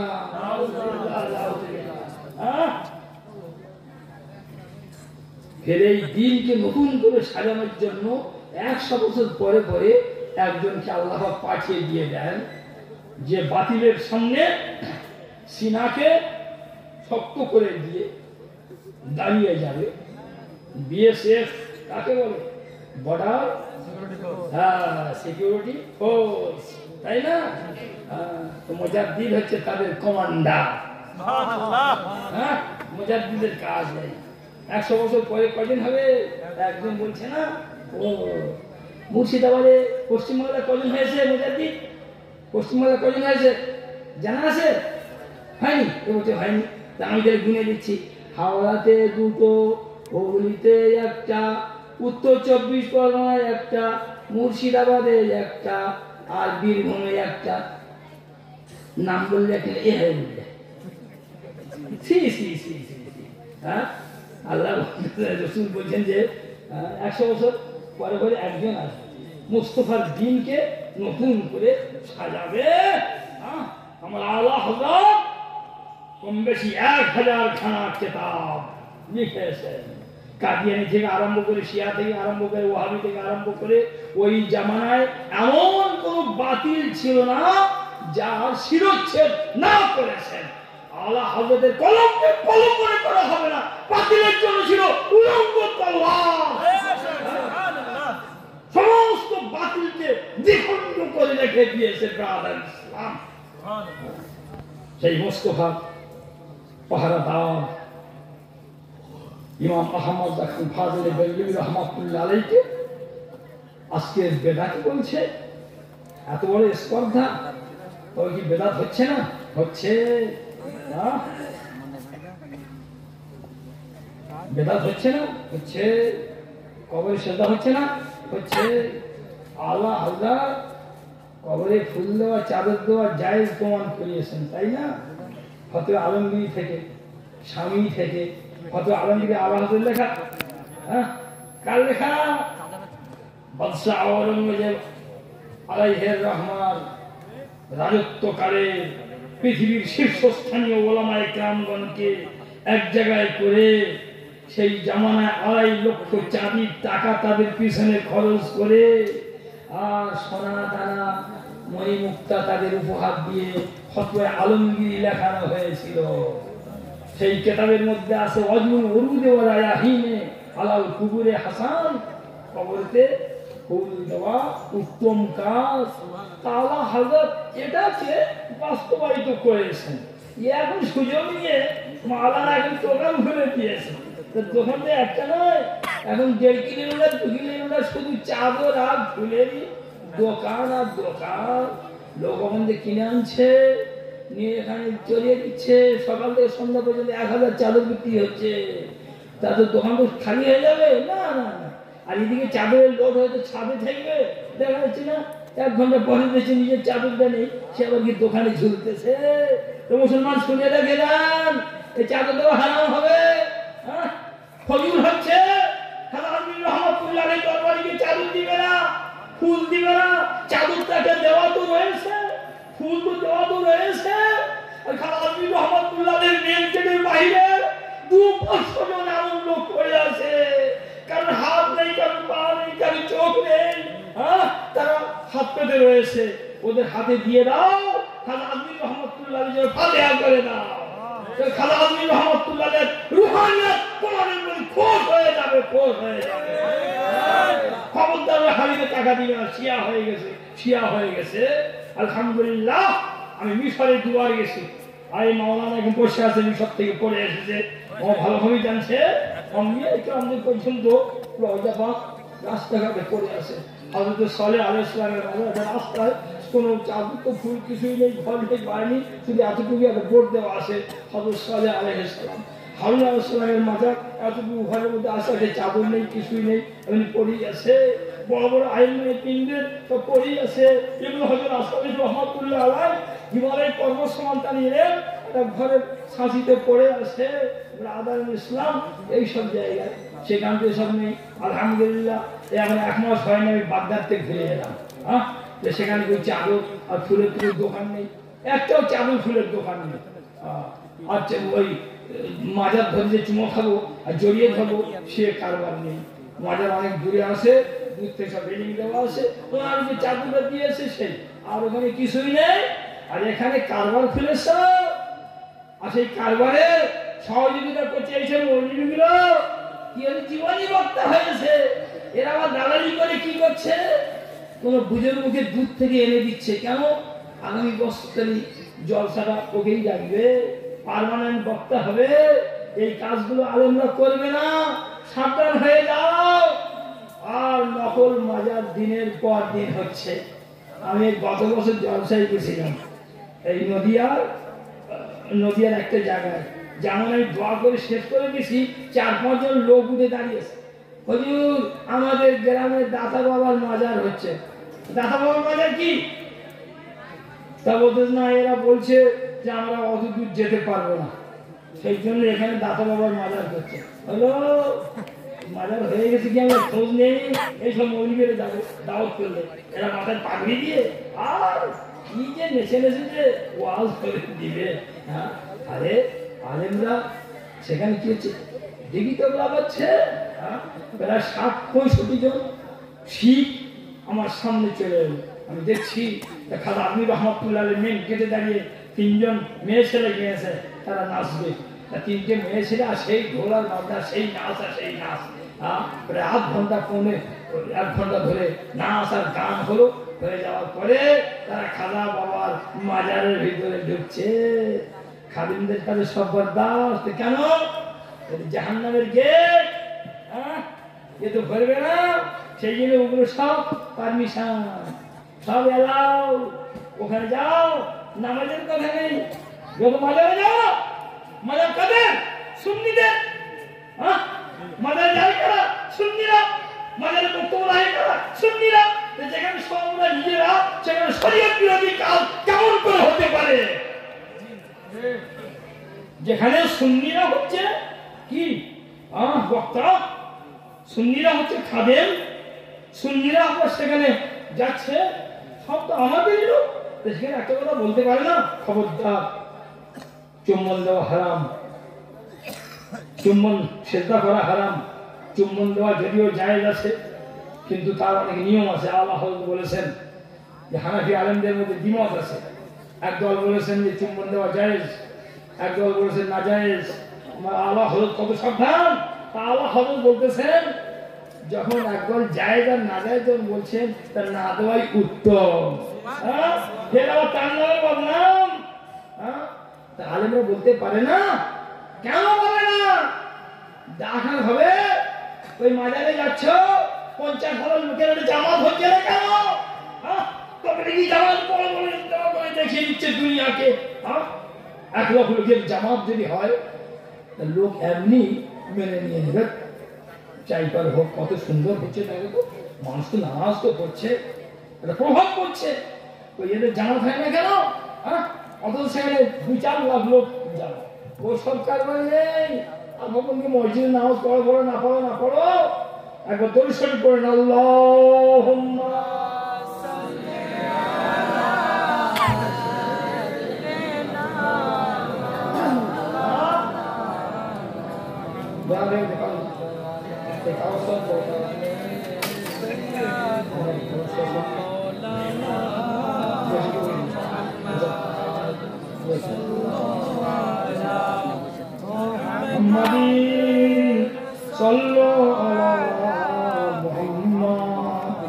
কত বাজে? 10:15 শেষ হবে কোথায়?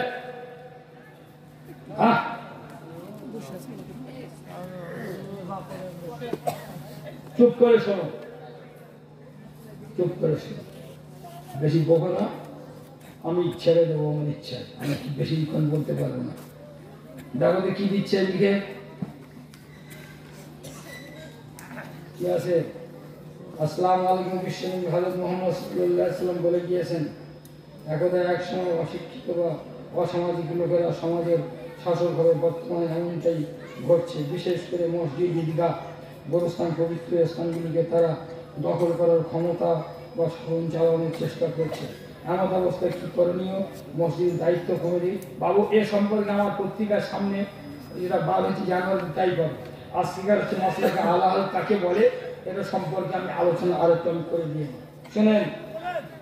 আজ ভারতবর্ষের বুকে যত বড় বড় খানকা আছে,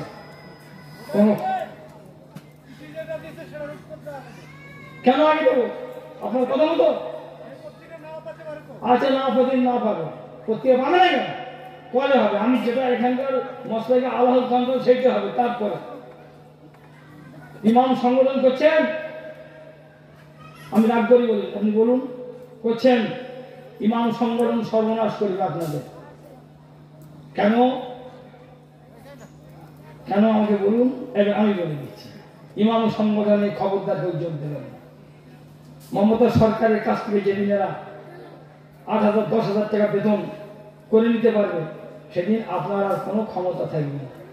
গ্রামের মানুষ সবাই মিলে আমাদের পছন্দ মতো ইমাম রাখবো, তা হবে না। ইন্টারভিউয়ের মাধ্যমে আসবে। তাই সুন্নি আসতে পারে, ওহাবি আসতে পারে, শিয়া আসতে পারে, কাদিয়ানি আসতে পারে। সেই জন্য বলছি যে মুসলমান যেন সাবধান হয়, আর ইমামটাকে যেন বিক্রি না করে। সরকার যদি দয়ালু হয় টাকা দেয়, তা মসজিদের নামে দেবে, মসজিদ কমিটি টাকা নেবে, তারা তাদের চয়েস মতো ইমাম রাখবে। কথা হবে। আজ ইমাম সংগঠন কি করছে? পত্রিকা পড়বেন না কেন? মোবাইল সর্বনাশ করে দিচ্ছে, আরো দিবে। যে লোকটা না বলতে পারে, যার কলম চলছে, তার কথাটা আপনি পাবেন কি করে? পত্রিকা নিতে হবে। এইবার শুনুন কি করছে দেখুন। সরকার কি বলছে? বাল্য বিবাহ বলছে না? কত বছর বয়স পর্যন্ত বাল্য থাকছে? 18 বছর। আর আমার কাছে আমি দেখাচ্ছি, আজ 10 দিন আগে আনন্দবাজারে গিয়েছে, ক্লাস 5-এ পড়ে, সেই মেয়ের প্রসব হয়ে গেল। কত বছর হয়েছে? 18 বছর বয়সে 5-এ পড়ে। হ্যাঁ, আর শরীয়ত কত বলছে? 9 বছর। তারপর আলেমরা বসে আছে যে 9 বছর বয়সে একটা মেয়ে ছেলে সাবালিকা হতে পারে, 10 বছরের বাচ্চা আসতে পারে। গরিব বাপ মা যদি 15 বছর 16 বছর 17 বছর যদি বিয়ে যদি খুঁজে পায়, দিয়ে দেয়, হ্যাঁ, এটা মহাভারত অসুবিধা হয়ে যাবে। কিন্তু সরকার বলছে হবে না, 18-এর কমে নেই। তা সরকার যদি শরীয়ত বিরোধী কথা বলে, আমার যদি প্রতিবাদের ক্ষমতা না থাকে, তো কমপক্ষে আমি সহজে মানতে যাব না। এই ইমাম সংগঠন এটা হচ্ছে মানানোর দায়িত্ব নিয়েছে। দেখবেন ইমামদের কাজটা কি হচ্ছে। আমার এক ছাত্র 3-4 দিন থেকে মাদ্রাসায় যায় না, কেন আসেনি কেন? কাঁদু মাদু হয়ে বলছে, হুজুর আমাকে থানায় 3-4 দিন রেখে দিয়েছিল ধরে। কেন? তা আমি একটা মেয়ে ছেলে তিনটে ছেলের সঙ্গে 3বার পালিয়ে গেছে।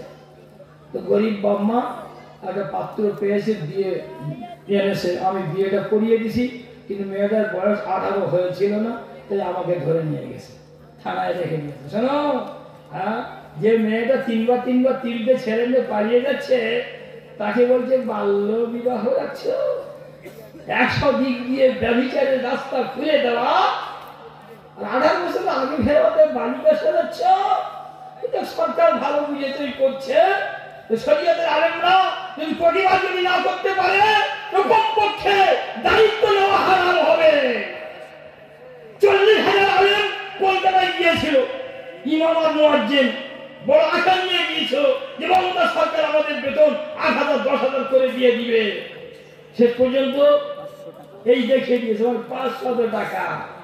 2 ছিল 2.5 হয়েছে, 2.5 ছিল 3 হয়েছে, মুখ মুছিয়ে চলে এসেছে। এখন এরা সব দিচ্ছে। আপনারা নার্ভাস হবেন না, আগামী দিনে আমরা চেষ্টা করছি বেশি হবে। এ বেশিটা মঙ্গল নয়, এ বেশি অমঙ্গল। এর সরকারের কাছে বিক্রি হচ্ছে। মসজিদ কেন রাজনীতি রাখা বাড়াবে, মসজিদে এসে এরা রাজনীতি করবে কেন? যারা নামাজ পড়তে যায়, সিপিএম যায়, কংগ্রেস যায়, তৃণমূল যায়, এসইউসি যায়, অনেকে যায়। এখন আবার বিজেপিও হয়েছে মুসলমান, তারাও যাচ্ছে নামাজ পড়তে। ইমাম সাহেব কত মনের মানুষ হলে তবে ওখানে সবার পছন্দ হবে। আর যদি সাইড ভাজা হয় এরপরে নামাজ হবে, তো বিক্রি করবেন কেন? থানার বড়বাবু এখন ফোন করছেন, তাই না? এ তো কোনো আলেম ওলামাকে, যেটা সত্যি কথা, যেটা বাস্তব কথা, বড় বড় শিক্ষিত লোকেরা তাদের মনের কাছে আলেমদের কোনো দাম নেই। আর মসজিদের ইমাম সাহেব বড়বাবুর ফোন আসছে, আপনারা ধর্মগুরু, আপনাদের কথা মানুষ খুব মাথায় রাখে, বাল্য বিবাহের দিকে খুব লক্ষ্য রাখবেন, আর পোলিও সম্পর্কে প্রচার করবেন। আর সামনে রমজানের এই কদিন বাকি আছে, অমুক তারিখে থানাতে সবাইকে বুঝিয়ে সুঝিয়ে এনে ইফতার পার্টিতে যোগ দেওয়াবেন। তাই করছে না? আগামী দিনে আরো কি করে দেখিবেন। এই ইমাম সংগঠনের শীর্ষে যারা আছে তারা ওয়াহাবি আছে, দেওবন্দি আছে, আর কিছু সুন্নি তাদের পাঁচটা হয়ে রয়েছে। বলবো একটা দুঃখের কথা আমার এখানে আছে। গতকাল রাতে গুয়াশের একটা জায়গায় একজনের বাড়িতে মিলাদ হবে, তার বাড়িতে মিলাদ পর্যন্ত করতে দেয়নি। কারা দেয়নি? ভালো করে খোঁজ নিলে দেখা যাবে যে এই শ্রেণীর আলেম। সেই জন্য বলছি, সমাজকে ঠিক রাখার জন্য আপনি সিপিএম করুন, কংগ্রেস করুন, এসইউসি, তৃণমূল যা করছেন তা করছেন, কিন্তু আল্লাহর ঘরকে হেফাজতের জন্য সবাই কিন্তু একই প্ল্যাটফর্মে একই মন মানসিকতা নিয়ে চলার চেষ্টা করুন, তবে শান্তি আসবে। আর কি আছে বলুন? আর একবার দোষী করে নেন। আর কোন মৌলবি আসবে? কোন মৌলবি আসবে? কাজে আসবে, আসবে তাও আর 2-10 মিনিট বলুন, আর মাত্র 10টা মিনিট পরে আনবে, যাকে আনবে 10 মিনিট পরে এদের সঙ্গে দুটো কথা বলে নিন। বাবু দেখো, সামনে দিনকাল খুব কঠিন দিন। যে আগে যারা হিন্দু মুসলিমকে পাশাপাশি বাস করে আমরা বাস করছি না, পাশে বাড়ি অমুসলিম নেই, আমাদের কি কোন গন্ডগোল আছে? কিছুই নেই, ভাই ভাই বলে চলাফেরা করছি। কিন্তু তাই বলে একটা অমুসলিম ছেলে সে যদি একটা মুসলমান হয়ে যায়, তাকে কিন্তু পাড়াতে পল্লীতে রাখবে না, রাখবে। আমার ঘর থেকে যদি একজন যদি অমুসলিম হয়ে যায় পাড়া থেকে, তাই ঘর রাখবো না, কখনই নয়। শুনুন, হানাফি মসজিদ, হানাফি মহল্লা, হানাফি এলাকা, কোথায় কিছু নেই। হঠাৎ করে দেখুন 2-4টে তরুণ যুবক এই করে এখানকার মেয়ে লোকদের মধ্যে হাত বাড়ছে, আমিন জোরে বলে উঠছে, মাথায় টুপি দিচ্ছে না, পা ফাঁক করে দাঁড়াচ্ছে 2.5 ফুট দূর করে। আর কি করছে?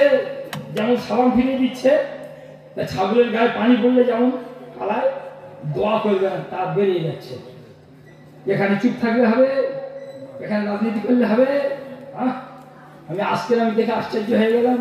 আমার যে ড্রাইভার দেখছি, আমি মাগরিবের নামাজ পড়তে গেছি, নামাজ সুন্নত আমি পড়ছি, দেখছি বাবরে দেখা যাচ্ছে সি সি সি সি। জিজ্ঞেস কোথায় বাড়ি? এমন গ্রামের নাম বলছে সেখানে কোনো আহলে হাদিসের নাম গন্ধ কিছুই নেই, সবাই যদি হাজাম পাড়া। এগুলো কি বলতে হবে না? শুনুন, আলহামদুলিল্লাহ ছোট বড় আমার 7খানা কিতাব বাজারে আছে। কোরআনের তাফসীর থেকে নিয়ে, হাদিস থেকে নিয়ে, ফতোয়া থেকে নিয়ে, নামাজ শিক্ষা শুধু 3টে আছে। সালাতে মুস্তাফা সুন্নি নামাজ শিক্ষা, সালাতে মুস্তাফা সহি নামাজ শিক্ষা। এই আহলে হাদিসের উৎপাতের কারণে আমি আবার ছোট করে একটা নামাজ শিক্ষা আমি লিখে ভাই দেখি কেতাব দাও না, দেখেন হাদিসের আলোকে নামাজ করি না নিয়ম। এখানে মশলা মাসের কিছুই নেই। কান পর্যন্ত হাত তুলতে হবে 4-5টা হাদিস, নাভি নিচে হাত বাঁধতে হবে 4-5টা হাদিস, আমিন আসতে বলতে হবে 4-5টা হাদিস। প্রতিটা জায়গায় হাদিস আর হাদিস। পশ্চিম বাংলায় 50 বছরের ভিতরে যত নামাজ শিক্ষা লেখা হয়েছে সমস্ত নামাজ শিক্ষা আমার সামনে আনুন।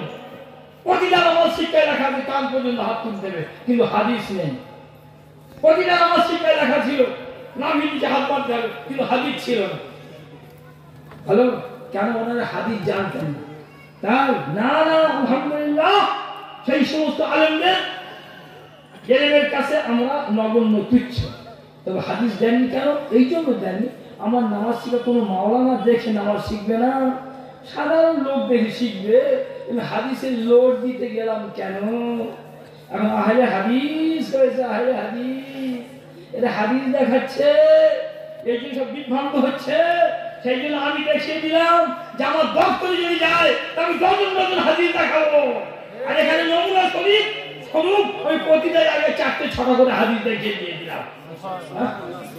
সেটা হাতে রাখতে হবে। আর কি হাদিস দেখালে হবে না, বুখারীতে দেখাতে হবে, বুঝছে না? আল্লাহু আকবার। বুখারীতে তো সব হাদিস আছে। কোন একটা মৌলবি আসো, মৌলবি বলবো না, আপনার কেউ আসেন যে বুখারীর ভিতরে কত হাদিস আমাকে বলে দিবে। 7,275 হাদিস বুখারী শরীফের ভিতরে। আর যদি একই হাদিস বারবার এসেছে সেগুলো বাদ দিলে কেউ বলছে 3,500 বা 4,000 হাদিস এই হাদিস। আর আল্লাহ রাসূলের হাদিসের সংখ্যা কত?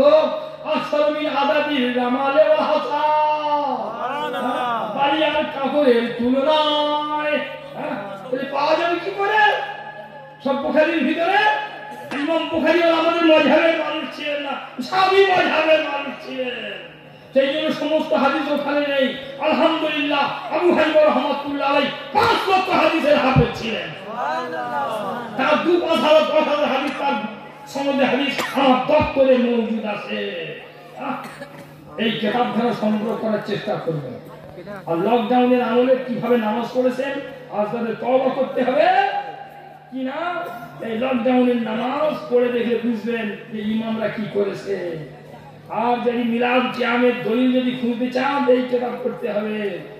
আর যদি 20 টাকার তারাবি এখন সব নতুন নতুন ফারাজি হয়ে 8 টাকার তারাবি বলছে লা হাওলা ওয়ালা কুওয়াতা ইল্লা বিল্লাহ, 20 টাকার তারাবি প্রমাণ করিয়ে দিছি হাদিস থেকে। আর বুখারী শরীফের ভিতরে কত জায়গায় ভুল আছে তার মধ্যে আমি 3টে দেখিয়ে দিছি। এ ভুল আমার ধরা নয়, ছোট মুখে বড় কথা আমি বলতে যাইনি। বুখারী শরীফ যেদিন বাজারে বেরিয়েছে তারপরে পরে বুখারীর ব্যাখ্যার কিতাব যারা লিখেছেন বড় বড় আইম্মায়ে দ্বীন, সেই জামানায় বুখারীর ভিতরে কোন কোন জায়গায় ভুল আছে সেগুলো দেখিয়ে দিয়েছে। কিন্তু আমরা বলি না, এই জন্য ওগুলো বলার প্রয়োজন নেই। এখন বলছি এই জন্য যে বলছে বুখারী না হলে মানবো না, ওইটি সবচেয়ে সহি কিতাব, সেই জন্য বলতে বাধ্য হচ্ছি। আর সামনে শিয়া আসছে, শিয়া সাবধান হয়ে যান, এই কিতাব না পড়লে মুশকিল হবে। এই শিয়ারা বলছে আবু বকর মুসলমান নয়, নাউজুবিল্লাহ, এ কথা শুনে যাও, শোনার থেকে মরে যাওয়া ভালো। এই শিয়া চলে আসছে, কিতাব পড়বেন। আর আমি মাত্র 10খানা কিতাব আনিছি আমার মা বোনদের জন্য, যদি তারা নিতে চায় 100 টাকা করে দাম। কতিপয় আমলের কথা, মা বোনদের অবস্থাও খারাপে পৌঁছে গেছে। আর বলবো না, শিক্ষার নামে দীক্ষার নামে আর এই 500 টাকা করে আর কি বন্ধন লোন, যে কোনো দিক দিয়ে মায়েদের সব বের করে ফেলেছে রাস্তায়। সেই জন্য ওরা কিভাবে দোয়া দেই পড়বে, ওদের জন্য 10খানা কিতাব আছে, যদি ওরা চায় তো সংগ্রহ করবে। আর আপনাদের কাছে হাত জোড়ো ধরে বলবো যে একটা করে পত্রিকা নিয়ে যাওয়ার চেষ্টা করবেন। সব পত্রিকাতে কি আছে? সর্বপ্রথম 2024-এর ইলেকশন, কাকে ভোট দেবেন সাবধান। ফরজ নামাজের পরে দোয়া করছে না, আর আমি হাদিস দিয়ে প্রমাণ করে দিছি বুখারী শরীফ নির্ভুল কিতাব নয়, কতগুলো ভুল আছে আমি 3টে ভুল ধরে এখানে দেখিয়ে দিছি কোন পৃষ্ঠায় কিভাবে ভুল আছে। মসজিদ হবে রাজনীতির আখড়া, খালি মাথায় নামাজ পড়া না যায়, হাদিসের আলো আহলে হাদিসের আদি কথা 10টা প্রশ্ন করেছি, জাকির নায়েক, মিজানুর রহমান আর যে আব্দুর রাজ্জাক বিন ইউসুফ, তারা থেকে আরম্ভ করে একটা প্রশ্নের জবাব যদি কেউ দিতে পারে তা আলহামদুলিল্লাহ। আমি নিজে পত্রিকায় তার জন্য দোয়া করব, আর আমি শুকরিয়া করবো, বলে দেবো যে হ্যাঁ আহলে হাদিসরা বেশ খানিকটা মানুষের মতো মানুষ এলেম শিখেছে, একটা জবাব আনতে পারবো না, এইভাবে আছে। আর আমি শেষ কথা 2 মিনিটের মধ্যে বলছি, ভাইয়েরা শুনে রেখে দেন। আচ্ছা, মশলাকে আলা হযরত করছেন কেন? মশলাকে আলা হযরত কেন করবে? এরা এত বোকা, নিজেদের মধ্যে ভাঙন ধরানোর জন্য আমার মশলাকে খাজা বলা হচ্ছে না কেন? মশলাকে খাজা বলবে, মশলাকে গস বলবে, হয় হ্যাঁ মশলাকে খাজা। খাজা আজমির রহমতুল্লাহ কখানা খেতাব আছে হাতে, তিনি আমার তরিকাতের বুজুর্গ মাথায়, তাই তার নামে মশলা হবে না, খোরাক দিতে হবে। কোরআনের তাফসীর থেকে আরম্ভ করে, হাদিস থেকে আরম্ভ করে নামাজ শিক্ষা পর্যন্ত কার হাতে আছে? আলহামদুলিল্লাহ আমার আলা হযরত আছে। মশলা বলা হয়েছে আলা হযরত নাম দিয়ে কেন? এতে খাজা আজমির রহমতুল্লাহকে ছোট করা হয়নি, বস্তাকে ছোট করা হয়নি, এটা বলার এইখানেই উপযুক্ত জায়গা। আমি একটু কথাটা হাদিস বলে মানে করে দিয়া এখানে এসে আমি শেষ করে দিচ্ছি। মশলাকে আলা হযরত করবে, যারা কথা বলবে তারা সুন্নি নয় চুন্নি, যে খানকা কথা বলবে সে খানকা গোমরা পথভ্রষ্ট। তারা এখন কি সুন্নিদের ভাঙন ধরাচ্ছে, মশলাকে খাজা বলবো, মশলাকে কলস বলবো, হবে কেন? আমার রাসূল বলছেন ইত্তাকু ফিরাসাতাল মুমিনি ফাইন্নাহু ইয়ানজুরু বিনূরিল্লাহ। রাসূলুল্লাহর হাদিস কি বলছে? জগৎবাসী তোমরা খোদাকে ভয় করো, ইত্তাকু ফিরাসাতাল মুমিনি ফাইন্নাহু ইয়ানজুরু বিনূরিল্লাহ। যারা মুমিনে কামেল হবে তাদের দূরদর্শিতাকে তোমরা ভয় করো, কেন? তারা খোদার নজরে দেখে। আল্লাহর নজরে দেখে কারা? ওলিউল্লাহ। এই এমন দেশের এক ইহুদি, ওরা কোরআন পড়ে, হাদিস পড়ে মুসলমানদের ধোঁকা দেওয়ার জন্য। তো বুঝিয়ে কি বলছে প্রফেট মুহাম্মদ সাল্লাল্লাহু আলাইহি ওয়াসাল্লাম, মুমিনে কামিল যারা হবে তারা আল্লাহর নজরে দেখবে। তো আল্লাহর নজরের বাইরে তো কিছুই নেই, আল্লাহর নজরের বাইরে তো কিছুই নেই, কি আবার কেমন কথা বলছে? তা আমি যাব বাগদাদে, সব বড় বড় পীর আছে, কেমন আমাকে চিনতে পারে দেখবো। এমন দেশে ইহুদিরা ওরা পৈতা করে, কি করেছে? জুব্বা পরে নিয়েছে, পৈতার উপরে মাথায় পাগড়ি দিয়েছে, টিকিটা চাপা দিয়ে দিয়েছে, মাথায় পাগড়ি দিয়ে দিয়েছে, হাতে তসবিহ নিয়েছে, দাড়ি ছেড়ে দিয়েছে, বুক ভরা করেছে, বুজুর্গ সেরেছে, মুসলিম বুজুর্গ বাগদাদে এসেছে। বড় বড় ওলিদের সব দরবারে যাচ্ছে, গিয়ে যখন ওয়াজ শুনছে, হুজুর আমার একটা হাদিসের মানে বলে দিন। বলুন হাদিসের মানে কি? বলো হাদিস, ইত্তাকু ফিরাসাতাল মুমিনি ফাইন্নাহু ইয়ানজুরু বিনূরিল্লাহ। তোমরা মানে করছেন তোমরা মুমিনে কামেল যে হবে তার দূরদর্শিতাকে ভয় করো, কেন? সে আল্লাহর নূরে দেখে থাকে। বলছি এটা তো ঠিক না, এই পীর ঠিক না, কেন? আমাকে তো চিনতে পারলো না, যে খোদার নূরে দেখবে তো আমাকে তো চিনে ফেলবে, আমাকে তো চিনতে পারছে না। আর একজন পীরের দরবারে গেছে, ওই তো মানে করে খালি মানে করে দিচ্ছে, ওয়ার্ড মিনিং শুনিয়ে দিচ্ছে। তো বলছি না, এই মুসলমানের হয় ঠিক নয়, আর তা না হলে প্রফেট মুহাম্মদ সাল্লাল্লাহু আলাইহি ওয়াসাল্লাম ভুল কথা বলেছেন। বলে কালকে বাগদাদ ছেড়ে চলে যাবেন। কার মুখে শুনেছি? জোনায়েদ বাগদাদি বলে একজন পীর আছে, কার? ও যাক, ওর দরবারে ও যাই শেষবারের মতো। তাহলে জোনায়েদ বাগদাদি রহমাতুল্লাহ আলাইহি দরবারে গেছে। বহুক্ষণ ওয়াজ মেসে শোনার পরে তখন দরবার শেষ হয়ে গেছে। তুমি জান হুজুর আমার একটা হাদিসের মানে বলে দিতে হবে।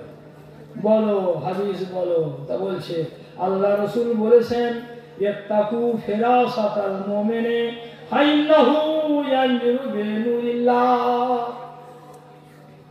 তোমরা মুমিনের দূরদর্শিতাকে ভয় করো, কারণ সে আল্লাহর নজরে দেখে থাকে। জনায়েত বাগদাদি মানে করছেন ওই আমার দেশের ইহুদি কি মানে করছে, তোমার জুব্বাটা খুলে ফেলো, ওইটাটা ছিঁড়ে দাও, পড়ে নাও কালেমা লা ইলাহা ইল্লাল্লাহু মুহাম্মাদুর রাসূলুল্লাহ। আল্লাহু আকবার। কি মানে হলো? ওই শব্দ মানে করছিলেন, আসল মানে যখন বলেছে ওই আমার দেশের ইহুদি, তখন বুঝে নিয়েছি আল্লাহ তুমি ধরে ফেলেছো আমাকে। তখন জুব্বাটা খুলে ফেলো, বর্তমান নয়, আর তোমার ধর্মীয় যে কইটা আছে ছেড়ে দিয়ে দাও, আর তুমি পড়ে নাও কালেমা লা ইলাহা ইল্লাল্লাহু মুহাম্মাদুর রাসূলুল্লাহ। তার সঙ্গে সঙ্গে কলমা পড়লে বলছেন হুজুর আমার তো ইসলামের প্রতি ধারণা খারাপ হয়ে গিয়েছিল, আমি ফিরে যাচ্ছিলাম, তা আপনার দরবারে এসে দেখলাম যে না, হযরত মুহাম্মদ সাল্লাল্লাহু আলাইহি ওয়াসাল্লাম ঠিক বলেছেন, আপনি হচ্ছেন সেই মানুষ। হয়তো আপনি উনি খবরদার তুমি কি বলছো? তো আমি যত দরবারে গেছি কেউ তারা মানে তারা আমাকে ধরতে পারেনি, তারা বলে দিয়েছে শব্দের মানে বল না না না উনি বলেছে না না বল তুমি যাদের যাদের দরবারে গেছো প্রত্যেকে তোমার চিনে ফেলেছে, কিন্তু তারা লোহে মাহফুজে দেখেছে যে জুনায়েদ বাগদাদির হাতে তোমার কালেমা পড়া আছে। ওই সেই জন্য তারা শাব্দিক মানে করে দিয়ে আমার দরবারে আসার তোমাদের ব্যবস্থা করে দিয়েছে। লৌহে মাহফুজ আস্তে পেশে আউলিয়া, আজে মাহফুজ আস্তে মাহফুজ আল খাতা। লৌহে মাহফুজ আল্লাহ পাকে সেই খোদাই বল, আল্লাহ সেই বল যাদের সমস্ত বিশ্বের সব কিছু লেখা আছে, আপনাদের ছবি আছে, আমার ছবি আছে, আমি হাতেই খুঁজি ওখানে সব রয়েছে। আউলিয়া কেরাম তারা ওইখানে নজর রাখে, ওরা দেখেছে যে তোমার কলমা পড়াটা আমার হাতে আছে, সেই জন্য তারা এই পর্যন্ত পৌঁছানোর জন্য তারা শাব্দিক মানে করে দিয়েছে। ব্যাপার হচ্ছে তাই ওই গৌস পাক বেলায়েতের নজরে দেখেছেন যে আমাদের এসে সমস্ত তরিকাগুলির রাস্তাকে প্রশস্ত করে দিবে। খাজা আজমির রহমাতুল্লাহ আলাইহি দেখেছেন যে আমাদের যেখান আসবে তার মস্তাকে এই মাজার মুখী করে দিয়ে দিবে। ওরা আমাদের মসলা ওই গৌস পাকের মাজারে পৌঁছায়, মস্তাকে আলা হযরত খাজা আজমির দরবারে পৌঁছায়, আবু হানিফা রহমাতুল্লাহ আলাইহির মাজারে পৌঁছায়, এই ভায়া হতে হতে মুস্তাফার দরবারে হাজির করে দেয়। সেই জন্য তারা ওই জামানায় তাদের নামে কোনো মশলা হয়নি, আর সেভাবে তাদের কেউ বলেনি ইসলাম। এতে নিজেদের শুধু একতাকে নষ্ট করলে হবে না। আমার শেষ কথা হলো মুস্তাফা আলা হযরতের অপর নাম কি? বলে হানাফি মাযহাব। আহলে সুন্নাতের অপর নাম কি? মুস্তাফা আলা হযরত। হানাফি মাযহাবের অপর নাম বর্তমানে অখণ্ড ভারতের জন্য মুস্তাফা আলা হযরত।